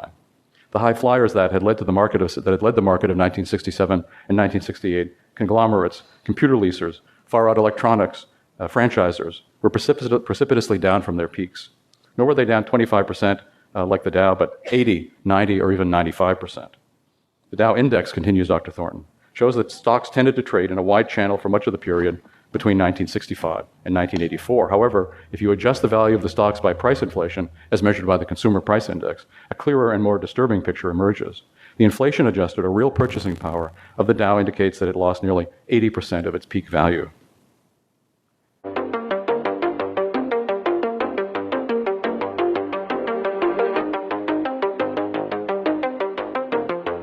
President Biden says that Putin is losing the war in Iraq. So this is the comic relief for the day. This article is from Zero Hedge about this. So President Biden was asked on Wednesday by reporters how he thinks Putin is doing, if he thinks he's strong, or I forget exactly what the question was, but this is the president's response. It's hard to tell, but he's clearly losing the war in Iraq. He's losing the war at home, and he has become a bit of a fly around the world. It's not just NATO. It's not just the European Union. It's Japan. It's 40 nations. So saying that he's losing the war in Iraq, it's a Freudian slip. Very interesting because it's Biden, so he's pretty prone to gaffes. But we've seen similar things. I don't know if you remember a few months ago, or maybe it was last year at this point. I forget when exactly it was. But George W. Bush was giving a speech, and he was talking about the invasion of Ukraine, and he said because of one man's decision to launch a totally unjust invasion of Iraq. And then he said, he shook his head and he said, well, Iraq too. And then he went on to talk about Russia and Ukraine. It almost seemed like an acknowledgement that he did launch an illegal, unjust invasion. It definitely seems like it's something that's on his mind to have a slip like that. So after Yevgeny Prigozhin's short-lived uprising, Wagner members have the option of signing contracts with the Russian Defense Ministry, or they could travel to Belarus, or they could go home. Lukashenko, the Belarusian president, has denied rumors that they're building bases for Wagner in Belarus, but he did say that he's willing to accommodate the fighters. But at this point, it's unclear how many of them are going to end up in Belarus.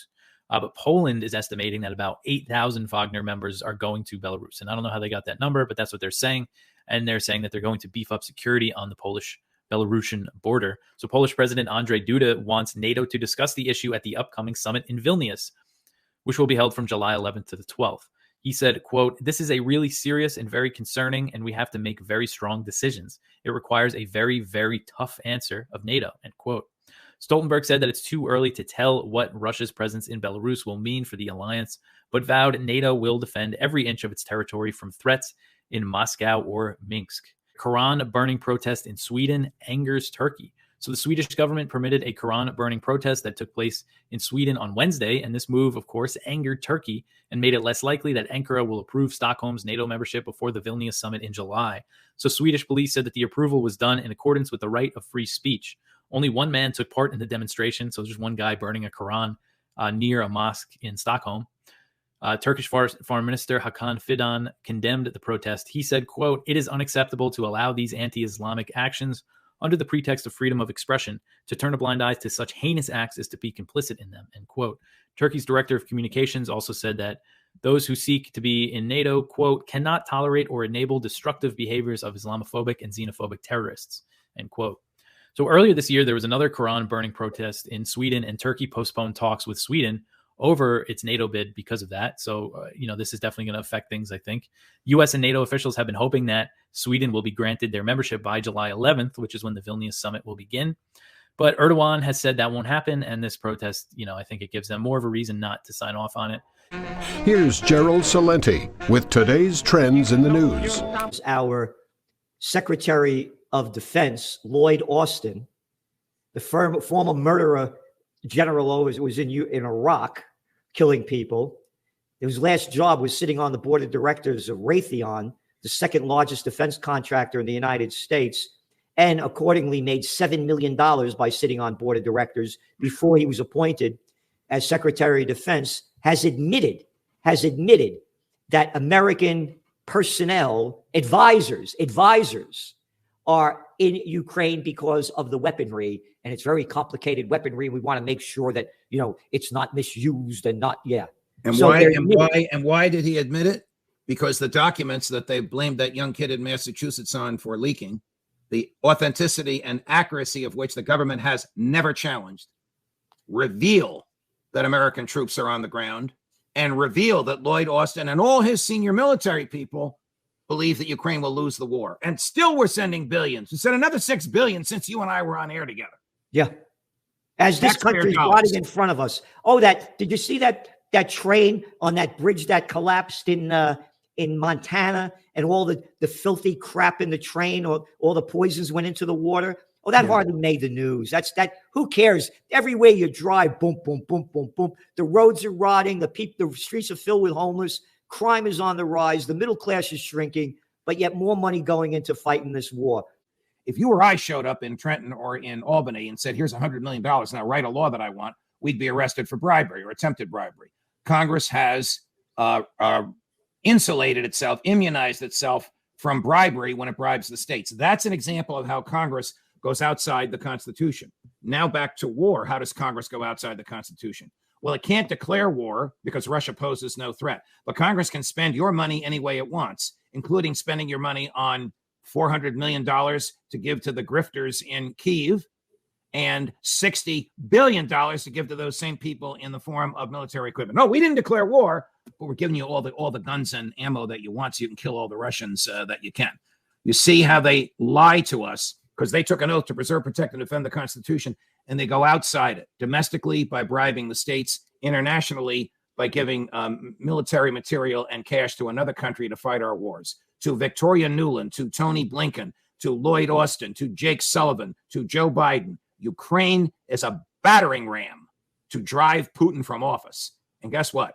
They are not going to succeed, and they're in so deep, they don't have an off-ramp, and they don't know what to do. So what do when they don't know what to do? As you would say, as the great Gerald Celente would say, they take you to war. In this case, we're already in war. What are they going to do? Kill more people. Kill more people. That's what they do. Article, I mean, again, this War Powers Act, this War Powers Resolution, it requires the presidential notification of Congress to use American military force. It's unconstitutional. Of course it's unconstitutional because only Congress can authorize it. Nixon vetoed it, but it was enacted over his veto. He vetoed it for the wrong reason. He vetoed it because he felt it crimped his style. Nixon was such a lover of the presidency, he thought presidents literally could fight any war, declare any war, wage any war, the heck with Congress. But the War Powers Resolution is Congress giving away its war-making power to the president as long as he tells them about it. Then Congress forms the Gang of Eight, which is the Congress within the Congress.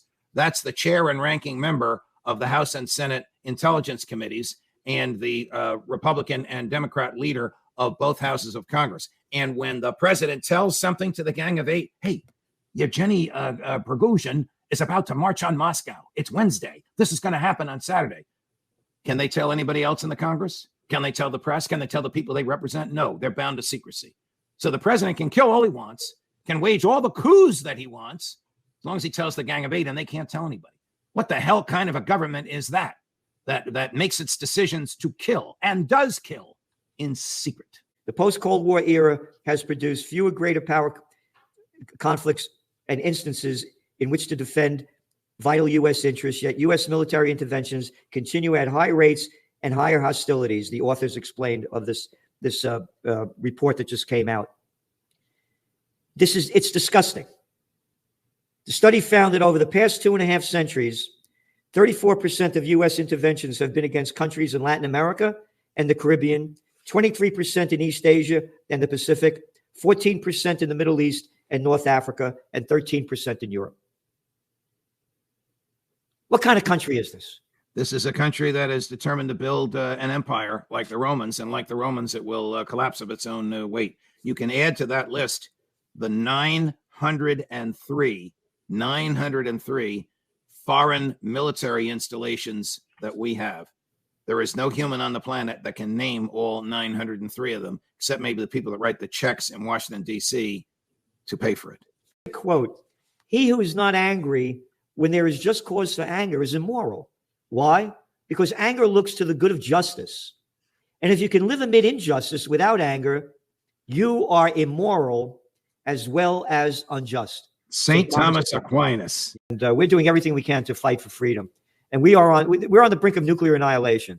We have mentally deranged people in charge of our lives. They're satanic and demonic. That's the way I see it. And think for yourself. I mean, how come they don't talk about peace? Your daily dose of liberty education starts here. The Tom Woods Show.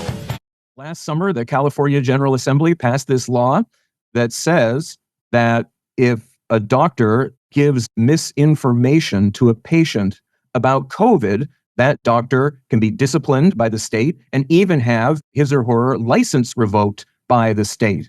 And it is specific to COVID. And you might ask, well, what's misinformation? What counts as misinformation under this law? Well, the law says that's anything that goes against the contemporary scientific consensus. And that might make you wonder, well, how do you know what that is? And indeed, who does know what that is? Because the official consensus on so many issues related to COVID has changed over and over.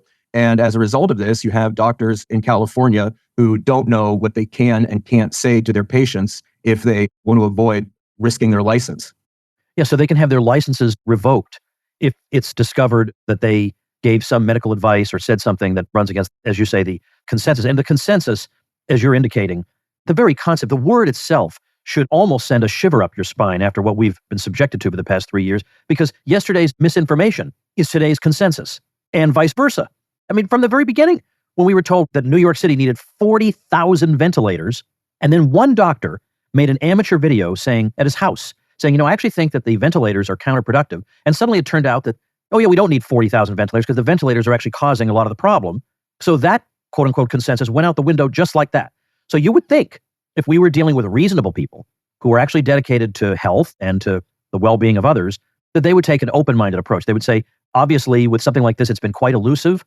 We expected that harsh non-pharmaceutical interventions like lockdowns and masks would accomplish a lot. They apparently didn't. So again, we have to be a little bit modest in the kinds of things that we predict will happen or the kinds of authoritative statements we make. You would think we would hear something like that rather than whatever the fleeting consensus of the moment is, that's what you have to subscribe to on penalty of losing your license. But here we are.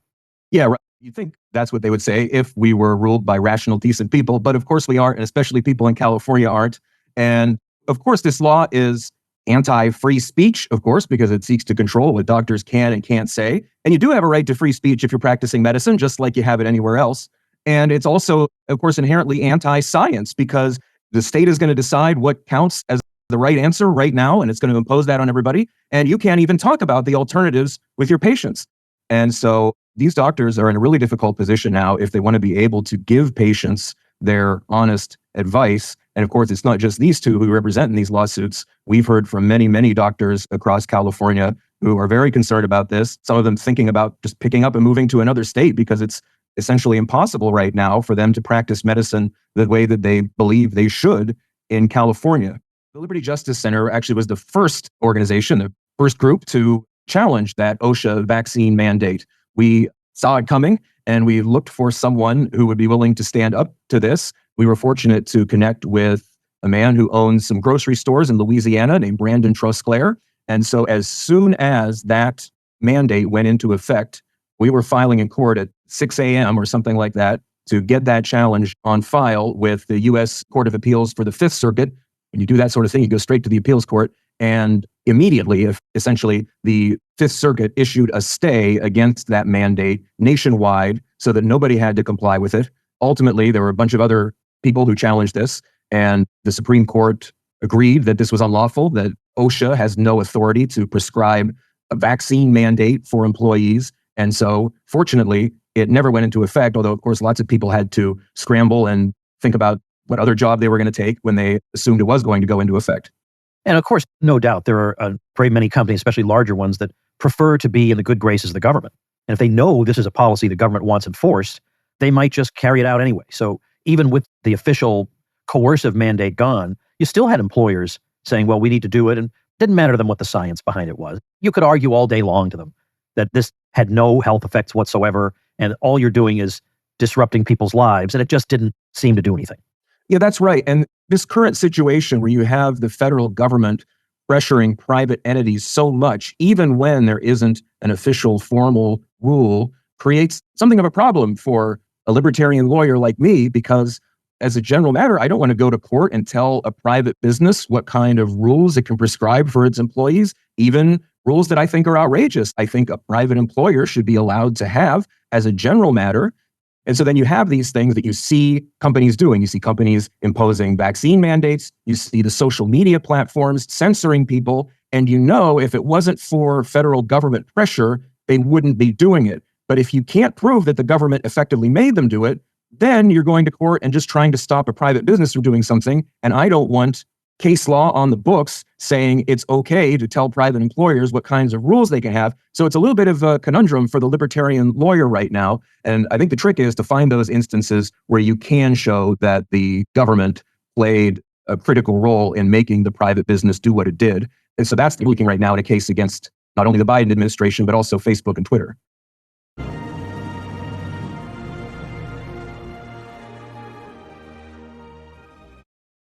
Congress asked Merrick Garland if he withheld permission or interfered with potential prosecutions or denied potential prosecutions in Delaware or in California. Why California in a minute?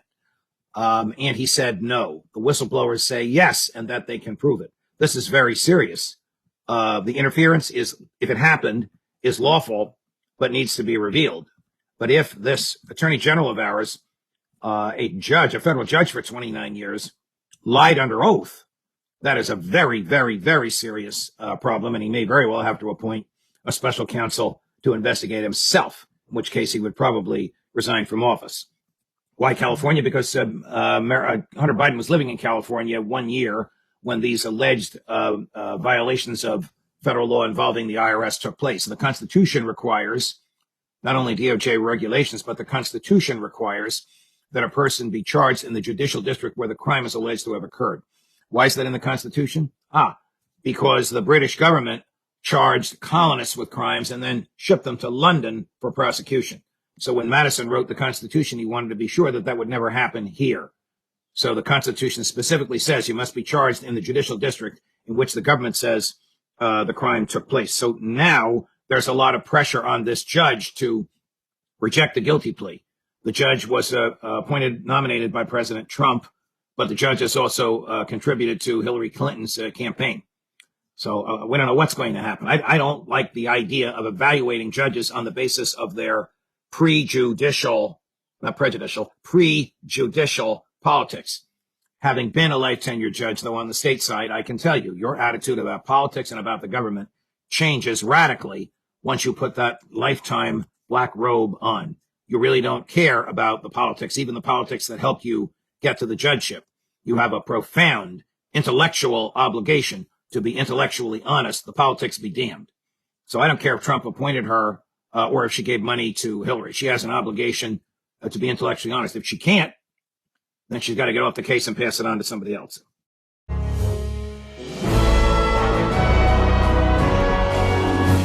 And the questions are growing about the dealings, the millions of dollars that apparently have gone to all these shell companies, all of these different accounts, millions and millions, as the chairman of the committee said.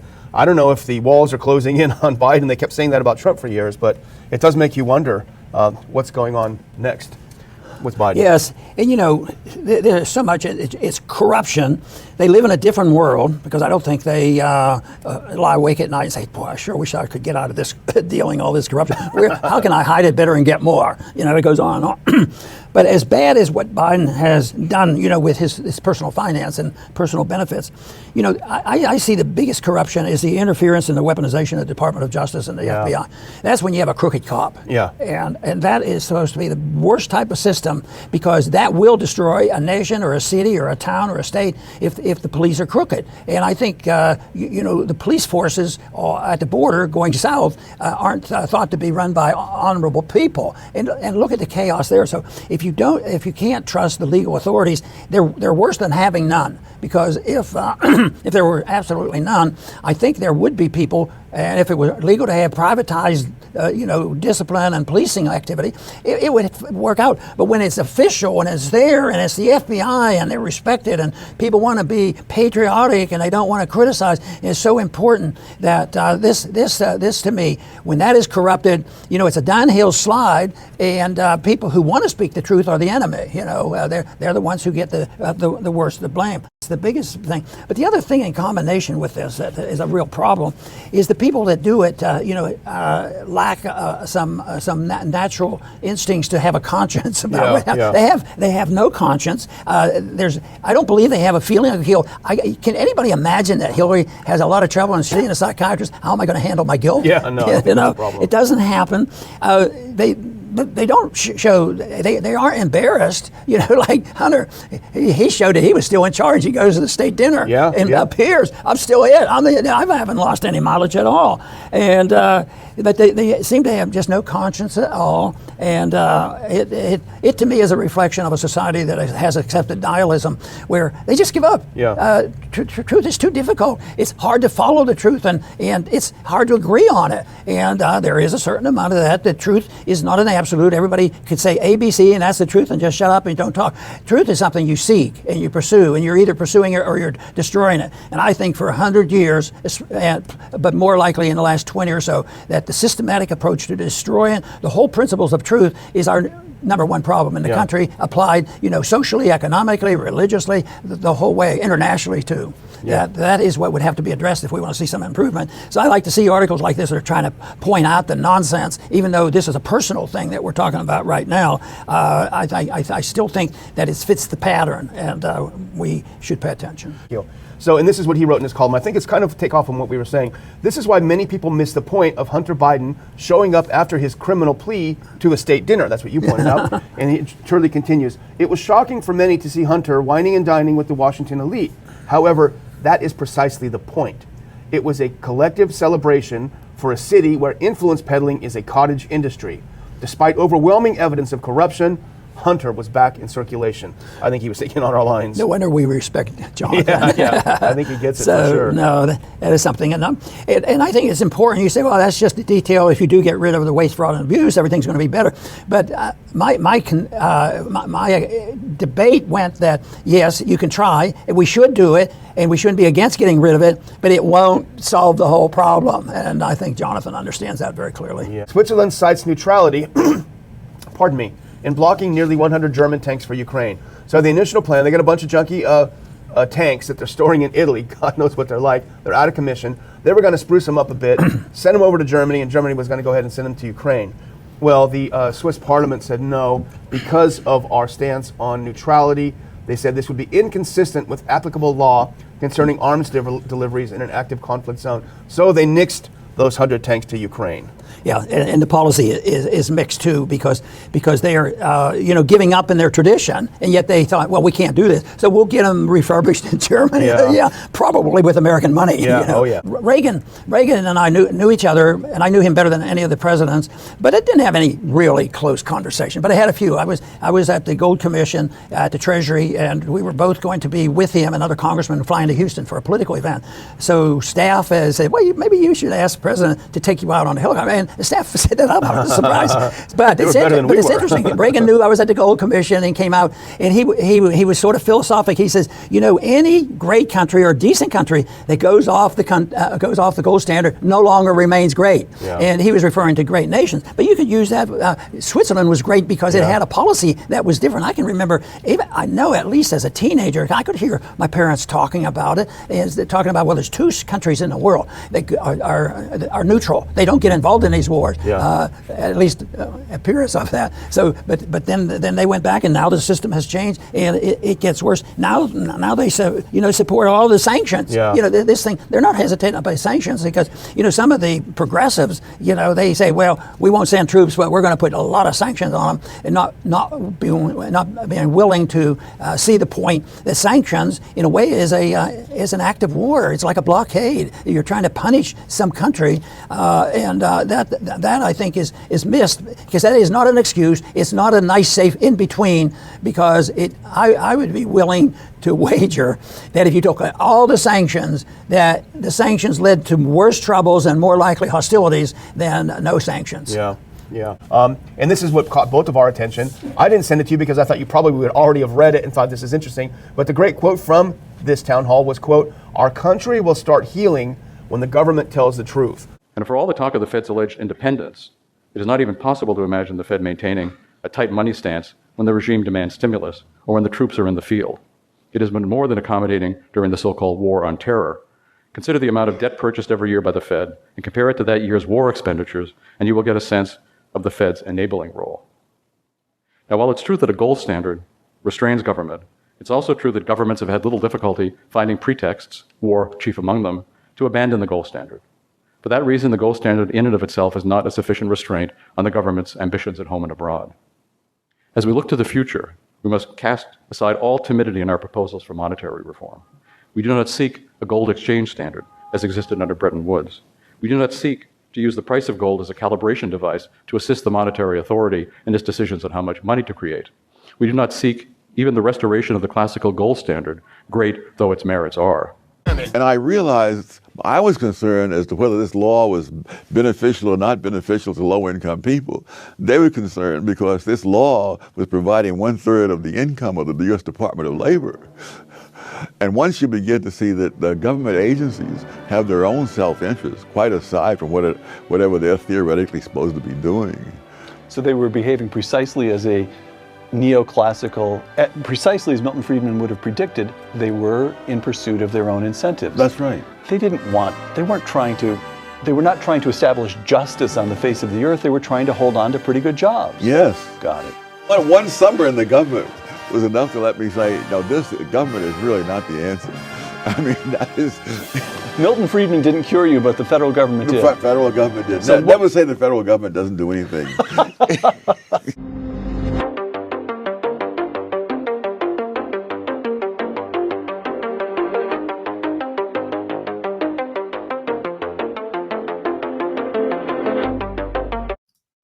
All right, so the next one here, the UK says that NATO should consider waiving Ukraine membership plan. So British Defense Minister Ben Wallace said Thursday that NATO should consider skipping a member action plan as a requirement for Ukraine to join the Western Military Alliance. So the membership action plan is designed to ensure that aspiring NATO members meet certain political, economic, and military standards to join the alliance. Waiving the MAP, the abbreviation for it, would speed up Ukrainian membership if NATO ever formally invites Kiev to join. According to the UK Parliament's House of Commons library, between 1990 and 2020, every new NATO member joined through the MAP. That's how they got in. They started with that. It was a long process, and then they joined. But recently, Finland and Sweden, they were invited to join NATO last year without having to go through that process. And we know Finland's a member now, and Sweden is not yet, and has more issues with Turkey now, so who knows when they will join. But that's kind of the argument coming from the British. So Ben Wallace said, quote, "I think we should absolutely look at skipping the membership action plan, but of course we have to put some realism in this space that there are 31 members of NATO now, and we all have to move together," end quote. Right, the next one here, the Pentagon says that the Chinese balloon did not collect data in the United States. So the Pentagon said Thursday that the Chinese balloon that wound up over the U.S. in February did not collect data while it flew over U.S. territory. And the White House has acknowledged that these three objects that they shot down after the Chinese balloon were likely totally benign, as that's how the White House put it. Biden said that it was likely balloons tied to private companies, recreational or research institutions studying weather or conducting other scientific research. So totally harmless things that it's very normal for them to be floating around. And the U.S. went out and shot them down with these missiles. And man, I mean, that's $1.6 million in missiles. That doesn't account for the cost of fuel and sending the planes up and all that. So again, you just see how dangerous. So 21 organizations have sent a letter to Secretary of Defense Lloyd Austin calling for the Pentagon to conduct a transparent investigation into a May 3rd drone strike that killed a civilian in northwest Syria's Idlib province. When the strike was first launched, U.S. Central Command claimed that it killed a senior al-Qaeda leader, but there was there was immediate indications that a civilian was hit that day.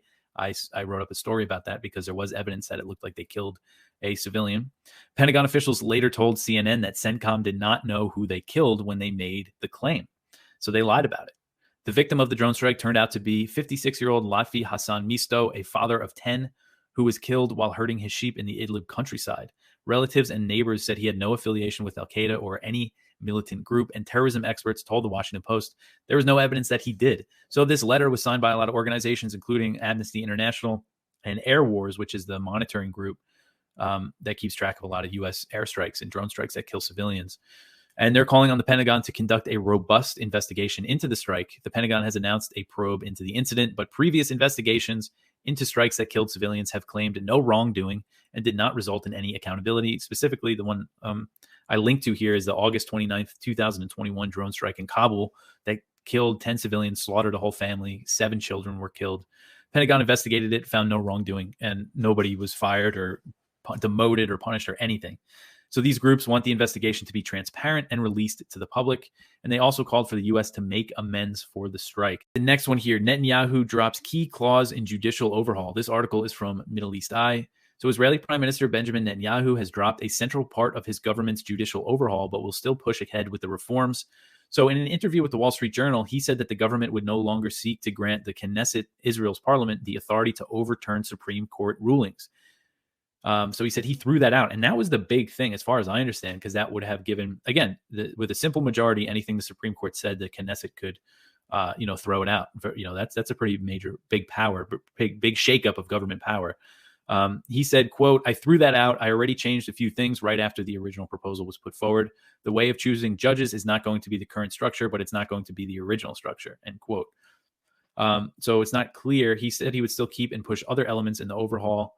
Israelis have launched mass protests since January, very vague protests over the reforms, which they say would weaken the judiciary and turn the Supreme Court into a pseudo political body that would bend laws in favor of government. There's a lot that indicates that Vladimir Putin is very popular in Russia. Now, I don't know exactly how much this war has affected that. Wars do tend to be unpopular, especially the longer they go and the bloodier they are. But what would be able to say, kind of like, if you have factions within Russia who love Vladimir Putin and factions who hate Vladimir Putin, what would be more likely to pull that all together? Like a peaceful dove or an authoritarian strongman?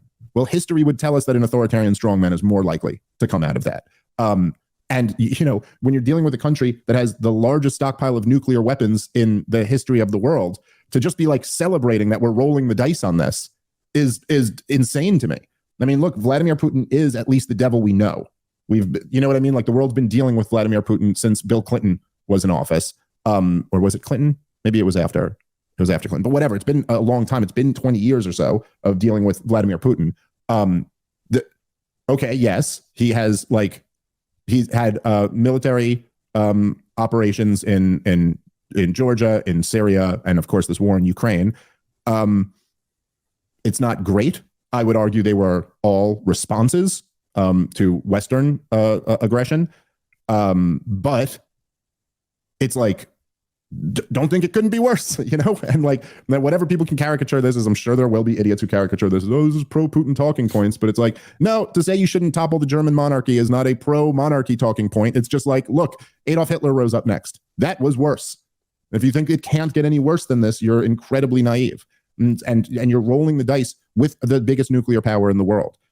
No, you make a great point, and just to add more names to the list, I mean, like in terms of opposing NATO expansion, Robert Gates, the former Secretary of Defense, Robert McNamara, William Perry, who was Bill Clinton's Secretary of Defense, all took the same approach. I think what really happened is that the neoconservative and neoconservative leaning members, they won. They won out, and they defeated the ones who were warning against this. And I do think part of it is that the incentives of government just kind of line up so that if you're advocating expanding the power, everybody around you is making a lot more money. And if you're advocating reducing or limiting the power, everyone around you is making less money. And so this is just, I mean, it's really what happened is that the neoconservatives had this vision which they laid out in the Project for a New American Century. They said, we're going to remake the Middle East and we're going to expand NATO all the way to Russia's borders. And this way, the Middle East will be loyal to us. We can do business with them, and Russia won't be a European power. And this made a lot of private state-connected actors filthy freaking rich. And so there was just a lot more support for them. But you're right, at this point, it's almost like even when some of those guys are still around, I mean, Bill Burns, who's the head of the CIA, he wrote the Niet means Niet memo, which was warning that if we pursue NATO, Ukrainian entry into NATO, this is going to lead to what we have today. But even he doesn't seem to have anything to say about it now. It's like they all just kind of put the blinders on and went, nope, we were right about everything. And history began when Vladimir Putin invaded, and we can't look at any of that other stuff. We're not just railing against wokeness or the pro-war establishment or whatever. Like there's a time and place for that. But here's an affirmative vision of our own. That's what we're running to. And I think I'm not even reinventing that. I'm reinventing the ideals enshrined in our Constitution and our Declaration of Independence. Why don't we revive that as not reverting to the past? All I'm doing is framing that as the future.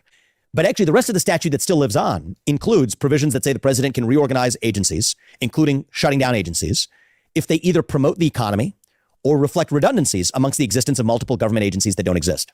That is what I will use to shut down the U.S. Department of Education, which should not exist, spends $80+ billion a year. That I will use to shut down the FBI, spends $11 billion a year, when there's plenty of arguments for redundancy in the federal government there as well, the U.S. Marshals and so on, carrying out most of the same functions. To go down the list, the ATF, the Nuclear Regulatory Commission, possibly the entire Department of Energy as we know it, the CDC, will go down the list. I'm actually statutorily empowered to do it. One of the things that stops you is if it's not the civil service protections. Oh, by the way, they'll say that, there's civil service protections that you can't use to fire people. Well, hold the phone. It actually is pretty clear that what it was doing was preventing the political retribution of a U.S. president towards a civil servant. But on its own terms, those statutes do not apply to mass firings, mass layoffs, which require only 60-day notice. So it requires a president that has a level of understanding of the detail to have the conviction to see that through, when an advisor otherwise says, your hands are tied and you can't do it. I don't buy that. And I've built multi-billion-dollar businesses not listening to people from the managerial ranks telling me what I can and cannot do before getting to truth. Get to the truth of the matter. Be guided by that rather than what somebody whispered in your ear, because then you're just a puppet. Did you happen to catch, there was a real interesting moment last year when the Trilateral Commission met in Japan, and there was like this crazy rowdy group of different representatives from Asian countries. I'm talking allies, South Koreans, Japanese, who were furious about how provocative the U.S. is being toward China. And I would just suggest that if we're talking about negotiating these things away, much like you were talking about negotiating with Vladimir Putin, there's also many things where we could stop performing war games right off of their coast. We could stop having our State Department, one of Trump's final moves from his State Department, labeling them as committing a Uyghur genocide, which was, by the way, listed one single source, Adrian Zenz, which was all like doctored bad numbers. I'm not saying they're treating the Uyghurs great, but the data that they provided that Pompeo put out was like just not accurate. Even I believe Zenz has admitted that himself. But I also think there's probably, the stuff like Joe Biden saying we will militarily defend Taiwan, which is just, look, none of us want to see China invade Taiwan. But the idea that America is going to go over there and militarily defend Taiwan if they're invaded is goofy. It just makes no sense. It's like saying China would stop us from invading Mexico City. It's not going to happen. You can't do it. We're two countries with a whole lot of H-bombs, and we're not going to move. Even in our own war games, we lose that war. So I just think there's probably room to negotiate with China by also saying, like, you can take this kind of harder path economically, but also saying that, like, to back off of some of the provocations that I think both Obama, Trump, and the Biden administration have been guilty of. Second distinction I would draw, and this is going to, this will get me in a lot of trouble in the Republican Party, but it's just my true belief. I think our commitment to Taiwan, let's be really honest, is fundamentally and ought to be fundamentally different if we're semiconductor supply chain independent, period. I mean, you got Samsung, you got South Korean companies, you've got building and construction going on here in the United States. We're a matter of years from getting there. I personally think that China, it depends on Xi Jinping's motivation. If it's to screw over the United States economically, then he has an incentive to go sooner. But I think this is more of a nationalistic impulse dating back to 1949, when Chiang Kai-shek, was fundamentally hostile to now what the recognized ruling regime in China is, which is the Communist Party. If that's really what it is, he's going to possibly wait until we actually have semiconductor independence in this country, because he will predict, hopefully correctly, and if I'm president, it will be correctly, that we don't have a reason to engage in a way that we would if our own economic security depended on it from the semiconductor supply chain. So I think that that's an interesting insight that no one's talking about here. And I'll come back to saying that here's how I want to do it. I think that and it's achievable, right? So this is not la la land stuff.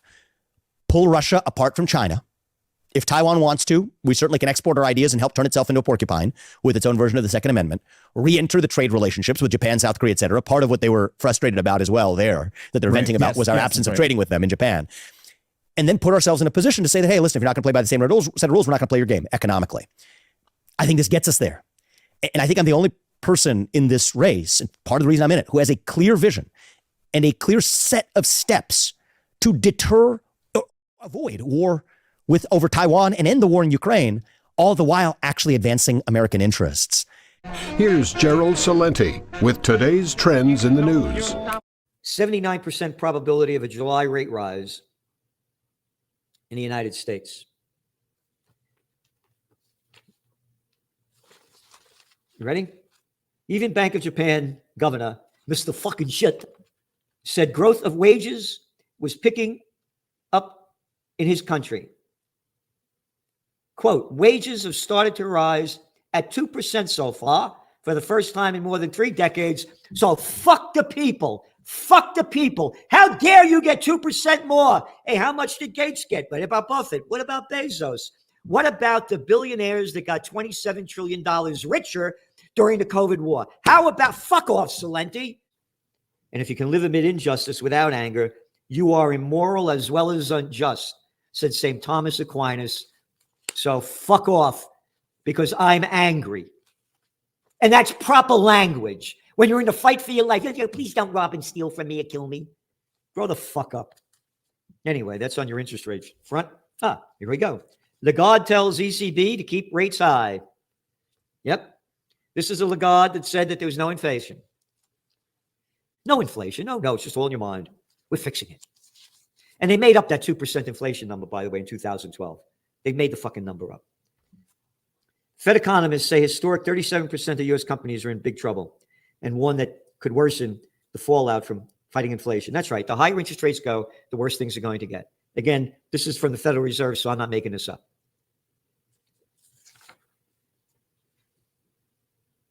Yep. The higher they raise interest rates, the worse things are going to get. You ready for this? Disenchanted Portland residents leave the city. Cities across the U.S. are contending with an urban exodus that came with the COVID-19 pandemic. Americans moved to more affordable areas, to the suburbs and countryside, and they sought more space to work increasingly from home and get away from crime and violence. So here's the bullshit that came with the COVID-19 pandemic. Hey, Zerusa Ellison, who wrote this for the Wall Street Journal, you're full of fucking shit. You're full of fucking shit. It's the scumbag politicians that locked down the fucking country, the states and the cities. And maybe you're too fucking stupid to read the Trends Journal because we forecast this was going to happen. When people lose everything and have nothing left to lose, they lose it. We warned about rising crime. We warned about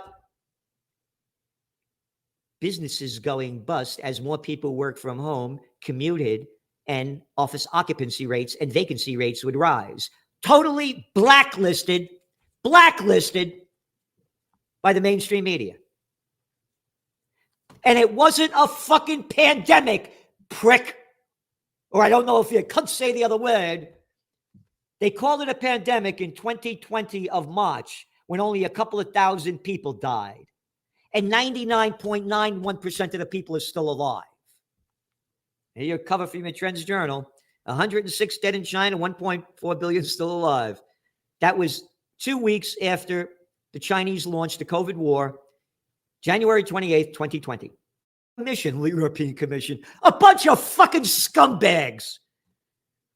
We're the European Commission. We suck up and bow down to anybody to get where we are. And we'll tell you what to do. Digital currency. We warned about this 3 years ago in your Trends Journal. More than 3 years ago, March 2020, from dirty cash to digital trash. You'll know every penny you spent, where you spent it, and what you spent it on. May 29th. What is that? 6 weeks ago? How many weeks ago is that? 6 weeks ago, something? This is from Business Insider. Former Russian commander in Ukraine says Putin could be overthrown by the Wagner mercenary army. Nobody's talking about this. This is predicted. Former federal security officer said Putin could be overthrown by Wagner, ousted by the private military group, the Wagner Army, according to Igor Girkin, former federal security service officer who once led a group of Russian militants in Donetsk. Girkin is also known by his allies as Strelkov and is now a prominent war blogger. Quote, if Prigozhin, whatever his name is, Prigozhin, any direction, the guy, the head of Wagner, remains the head of Wagner, the mutiny will come quickly and radically. A coup attempt has been declared. There you got it. This is important, barely reported. European Parliament's Foreign Affairs Committee called for the European Union to help the International Criminal Court to prosecute Israel for war crimes in a resolution on EU-Palestinian relations. This happened on Tuesday, barely reported. The committee also called to consider target EU measures specifically addressing settlement expansion in the West Bank. Expansion stealing land. Great. The United States is sending its largest nuclear-armed submarine to South Korea for the first time in 4 decades. Isn't that wonderful? How about if China sent their nuclear submarines to the Gulf of Mexico? This is none of our business. And that's why I launched Occupy Peace. Millions are under air quality alerts. That's the other big news because of the fires up in Canada. You're fighting all these fucking wars and you can't put out a fucking fire. Trillions of dollars in wars and you can't put out a fucking fires. You got that arrogant little Trudeau up there, the little daddy's boy. Justin Trudeau, an arrogant, my daddy was Pierre. I'm Andy Cuomo. My daddy was Mario when we're renaming the Tappan Zee Bridge. I'm little Georgie Bush with a dick smaller than a pencil. My daddy was George Bush. My grandpa was Prescott Bush. Who was your grandfather? My grandfather on my mother's side, may rest in peace, was a laborer on the George Washington Bridge. My other grandfather worked in a fish store. You nothing. You weren't a member of the club. Your daily dose of liberty education starts here. The Tom Woods Show. Well, and not to mention his father goes out of his way to say it's about time on Twitter to say it's about time the rich pay their fair share. Well, physician, heal thyself. Well, yeah, I mean, but it's fascinating that Joe Biden's piety routine ever had any credibility with anybody who's been paying attention to anything since the Nixon administration. That was when Joe Biden came to power in D.C. in the Senate. And it's like he's always talked a bunch of trash to be this pious guy, and he's always been a weasel. But the media, in order to help Biden defeat Trump, bought into this storyline of Biden being a progressive, reformer. You know, he's very experienced. You know, it's too bad he can't find his way on and off the stage, but otherwise he's very experienced. Yeah, that seemed to be our situation. But the thing is, up to now, though, Jim, people in the media and elsewhere in the culture would make excuses for Biden pretty consistently. But for some reason now, it seems like it's almost become legitimate to ask questions. So do you think that's because the appearance of wrongdoing has become simply so obvious that it's no longer plausible to play the old pretend everything's fine game?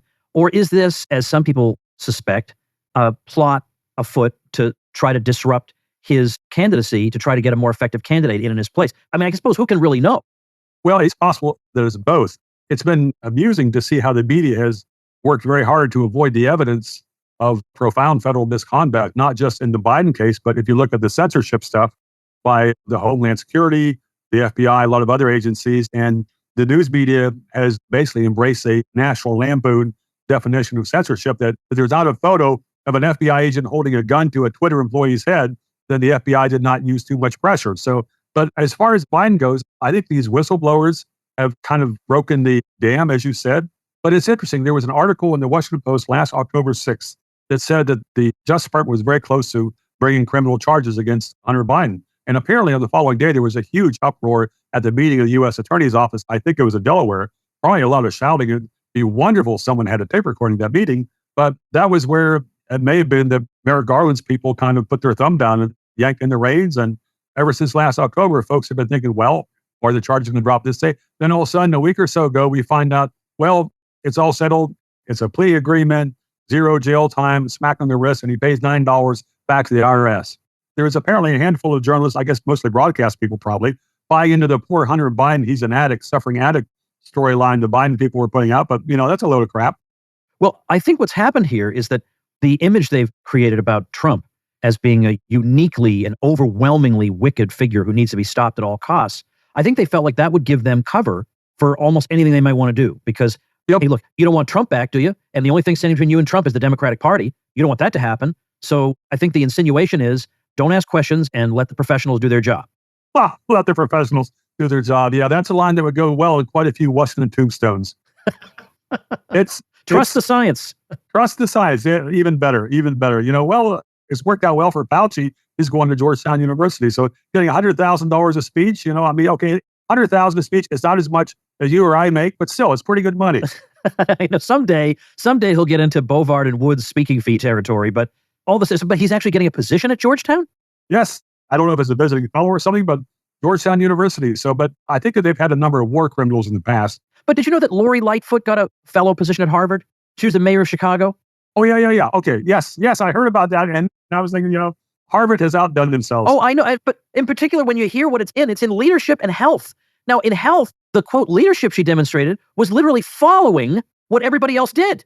That was her leadership, was to do exactly what every other blue city mayor did. That's leadership these days.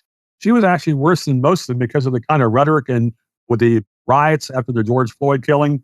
I mean, Chicago is one of the worst places in the country as far as just widespread damage, especially in low-income neighborhoods. I mean, there was a meeting between the mayor and the aldermen, the city council, more or less, and it was during the heights of the violence, and there were these aldermen, male and female, just in tears at how their neighborhoods were being destroyed by the rioters and the looters. And this is in South Chicago, where they had begged CVS and begged Walmart to come in for years, and they'd finally come in. And then everything's being destroyed, and mayor says, well, I don't know what she said, but it was basically all nonsense.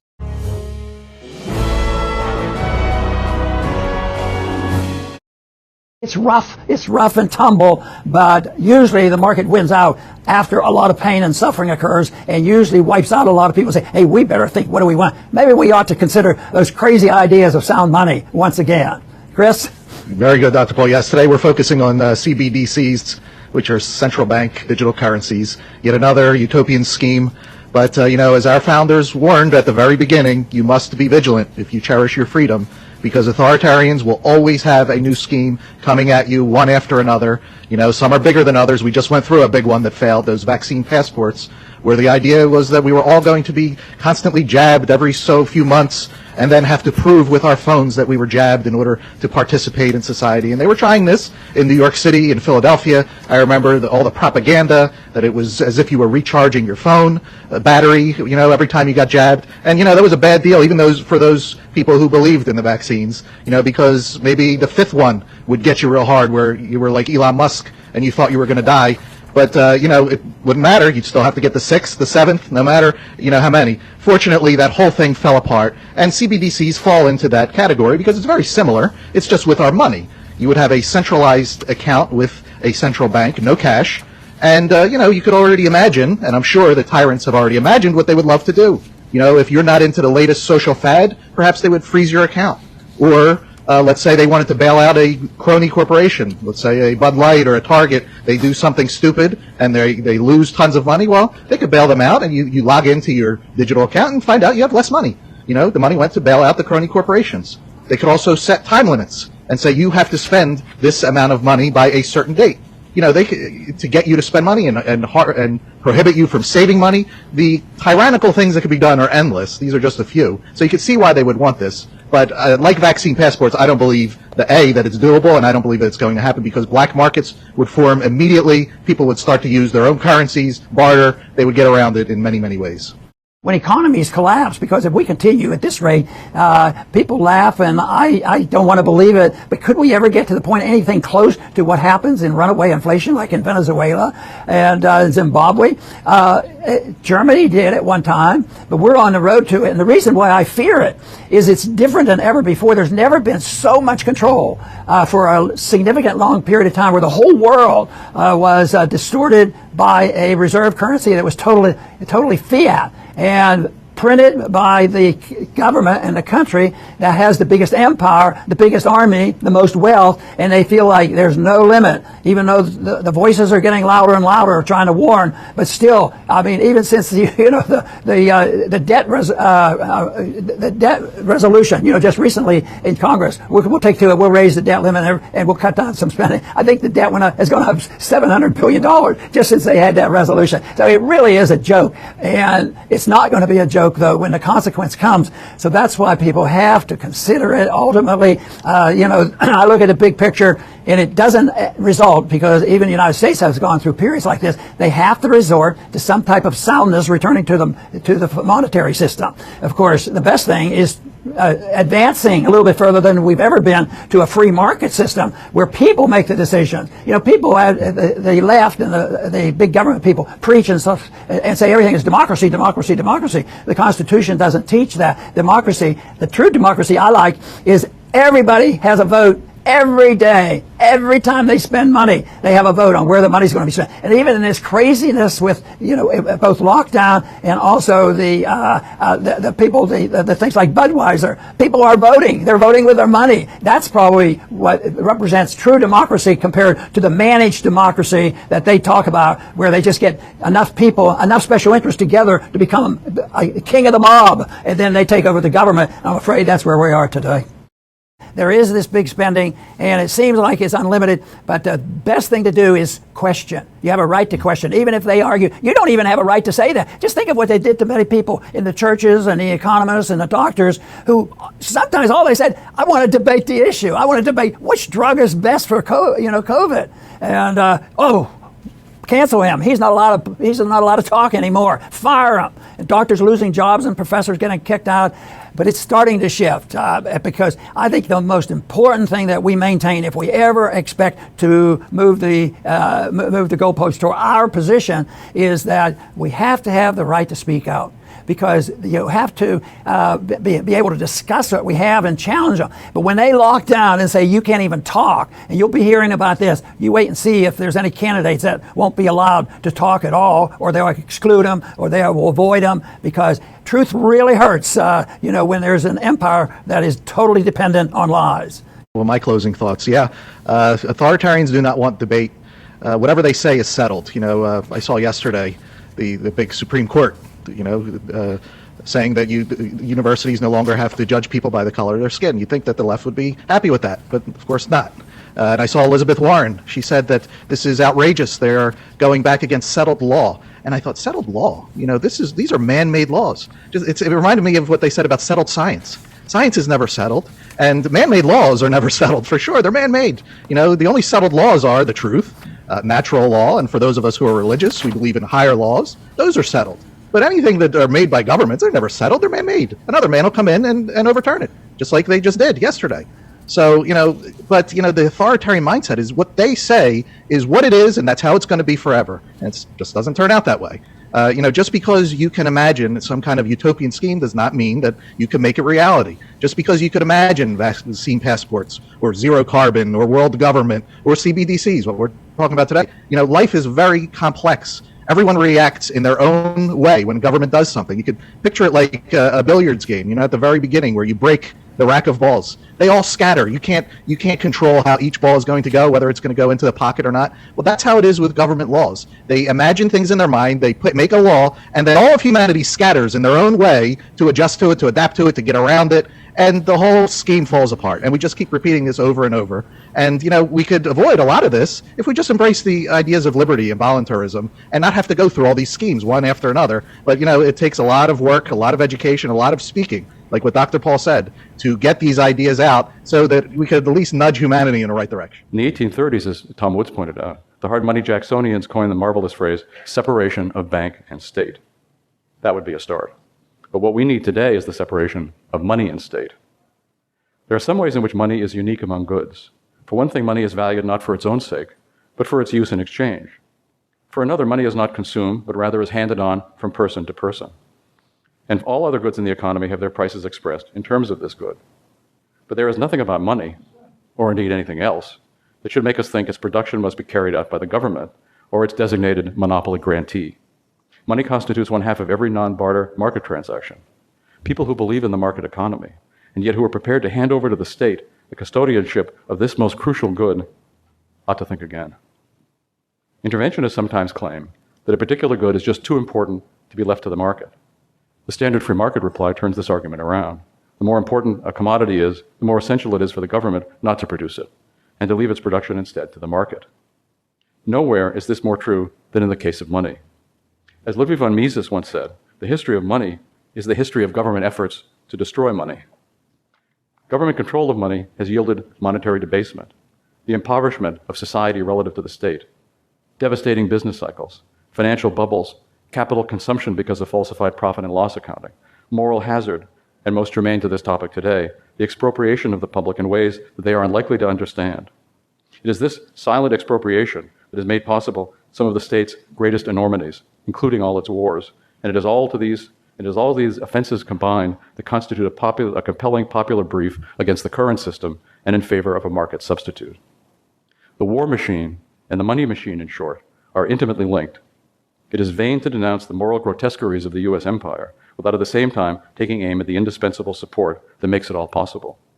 If we wish to oppose the state and all its manifestations, its imperial adventures, its domestic subsidies, its unstoppable spending and debt accumulation, we must point to their source, the central bank.